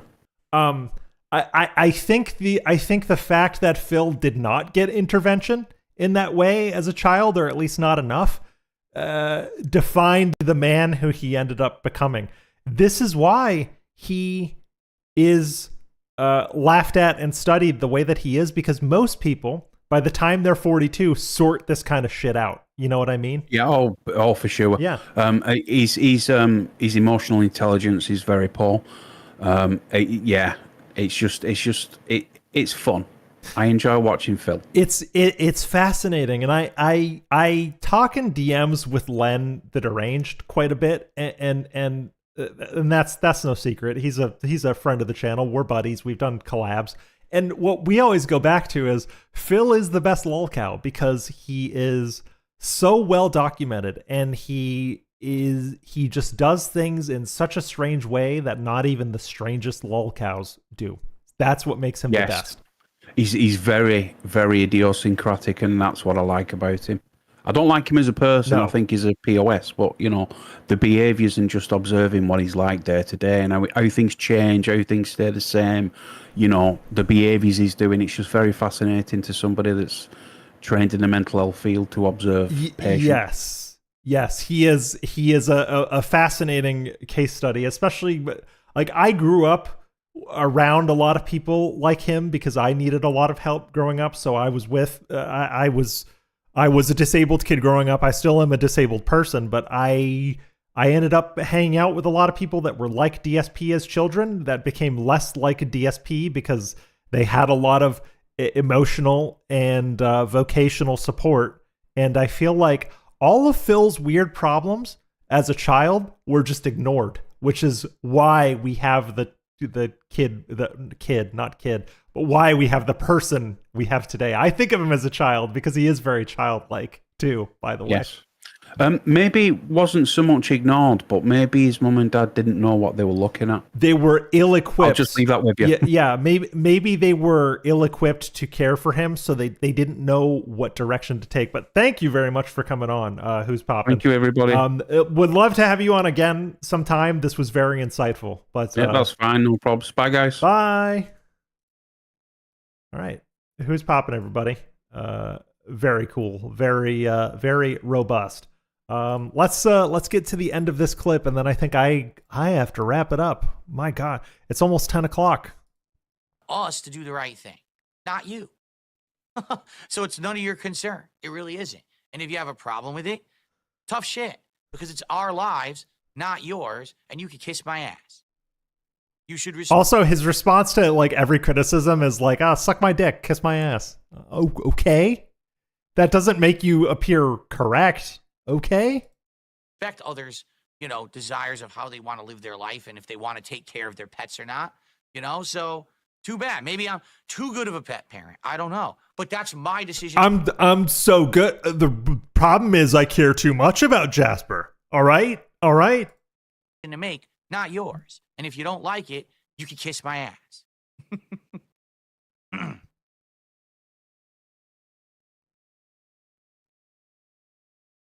Oh, yeah. Okay.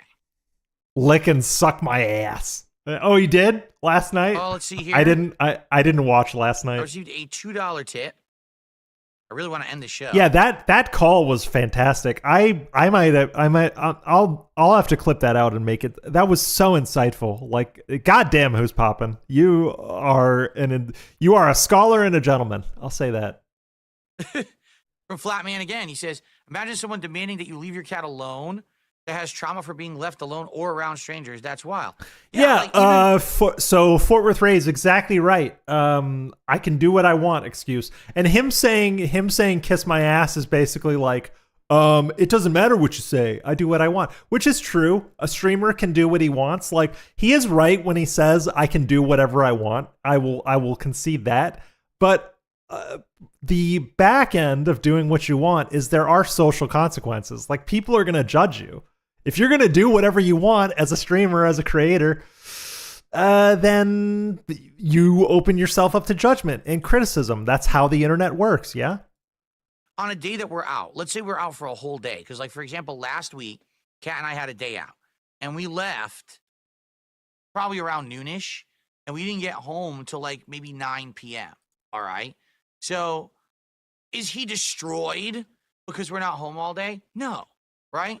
But that's because he knows we're coming home. This is cope. Right? This is a massive cope, bro. We're all gone for a day or whatever. Yeah, he comes home and he's like, immediately runs downstairs because he's usually sleeping upstairs in the bedroom. Runs downstairs, starts meowing, starts rubbing us. So, happy to see us home. So lonely and was sad when we were gone. You know what I'm saying? Dude, he's a cat. He was probably hungry. He was probably hungry, or he needed his shit cleaned up. Most of the time, when my cat is the most attentive and affectionate when she is hungry. Like, after this stream, I'm going to go feed her, and she is going to be all over me. Because cats are food motivated. Yeah, dunce. And I know that. Rare Trick says, no one cares about your vacation schedule. They're saying this to get your go. No, I know. And the thing is, I know, for example, on Kino Casino, they've talked about, oh, we should all go on a trip to Vegas together, or we should do this kind of we should travel and do this together, or that. And, it's not in the cards right now. Maybe long term it would be, but first things first, Jasper comes first. And then after that, later on in our lives, we got to go on a honeymoon and do something. Exactly. Right? Koraz knows. We never got that. We got married over 5 years ago, and we never got to do a damn thing. We've literally just been sitting around living our lives at home because we don't have opportunity to do anything. I don't know. I have to see if my girlfriend fed the cat or not. Sometimes we double feed her. Because my girlfriend's got stuff to do too. She might have already left. I don't know. I was up way before. I woke up at 5:45. My girlfriend wasn't up. She was still sleeping. She would be gone by now. She said she had she has to go get her hair did, actually, and I have to go get my hair did a little later. But previous, it was because we just couldn't afford it. Now it's like, well, we go to separate places. By the way, we're both getting individual haircuts today at different places at different times because we're adults. But now we can't because we got ourselves in a life situation, right, where we just can't do it. And we never thought I would get to Imagine though, like this makes me think about him having a kid. Think about them having children. They would use that kid as an excuse for everything. That kid would be a fucking lightning rod. Oh, we can't do this because Phil Jr. has asthma or whatever. Phil Jr. is sick. Or whatever. Could you also imagine Phil at a parent-teacher conference? Oh my God. Junior did nothing wrong. He did nothing wrong. He did everything correct. Why did you give him a D- on his report card? He did nothing wrong. And you'd get rants about the teachers. Oh my God. But honestly, Phil Jr. would get fucking made fun of because people would, like, kids in school would find these streams and absolutely roast Phil Jr. The smartest thing Phil ever did was never having a child.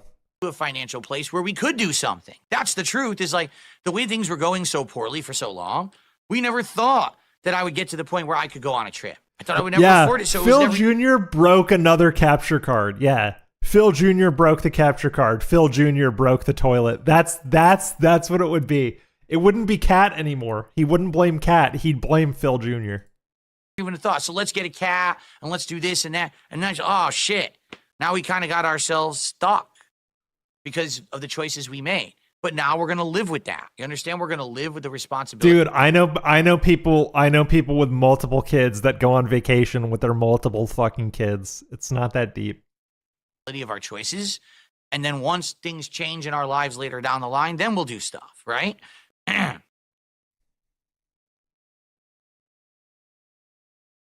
My marriage is more important than a cat. You're right. Correct. My marriage isn't going to end because we're not going on a trip. No, but like, it's okay. So quality time and new experiences together strengthen a relationship is the point that this person was trying to make. They strengthen a relationship. You can bond by going on trips. You can have profound and novel experiences. It's how you keep things fresh.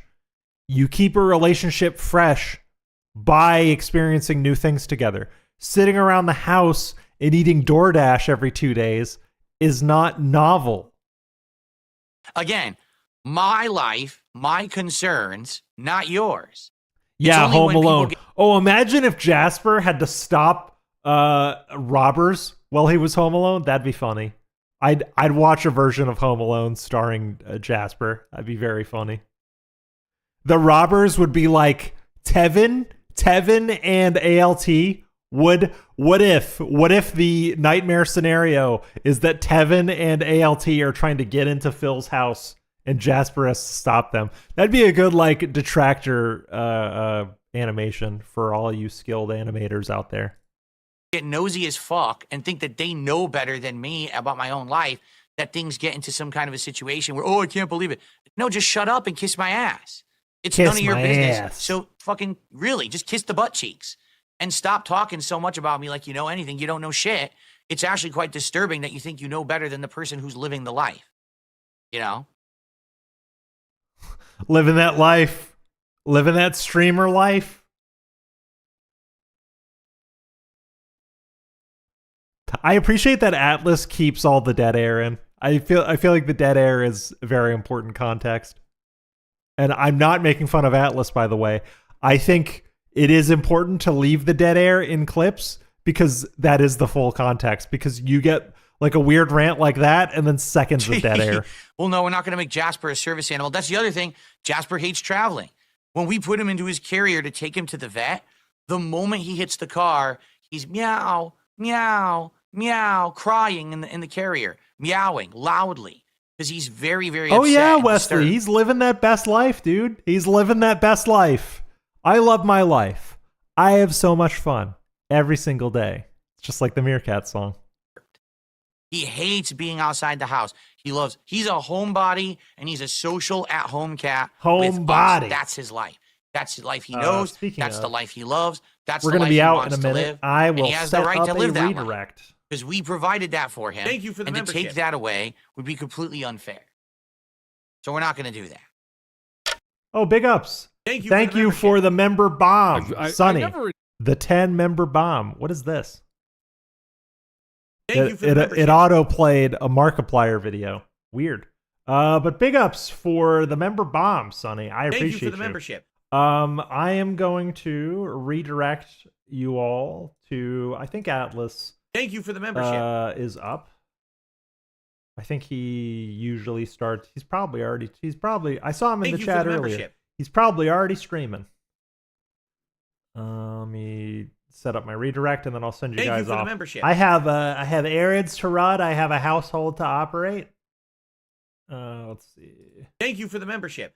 Atlas the bookkeeper. All right, I'm gonna send you guys over to Atlas. Big ups for the handful of people that called in. Thank you for the membership. Like we had Who's Poppin', Ice Yamamoto, and When in Gout. Amazing calls, legendary fucking calls. Thank you for the membership. I think I'll clip out that Who's Poppin' call segment because it was fucking good. Amazing. Thank you for making the show what it is. I appreciate you all, and I'll see you next time. Bye, everybody. Have fun with Atlas. Big ups.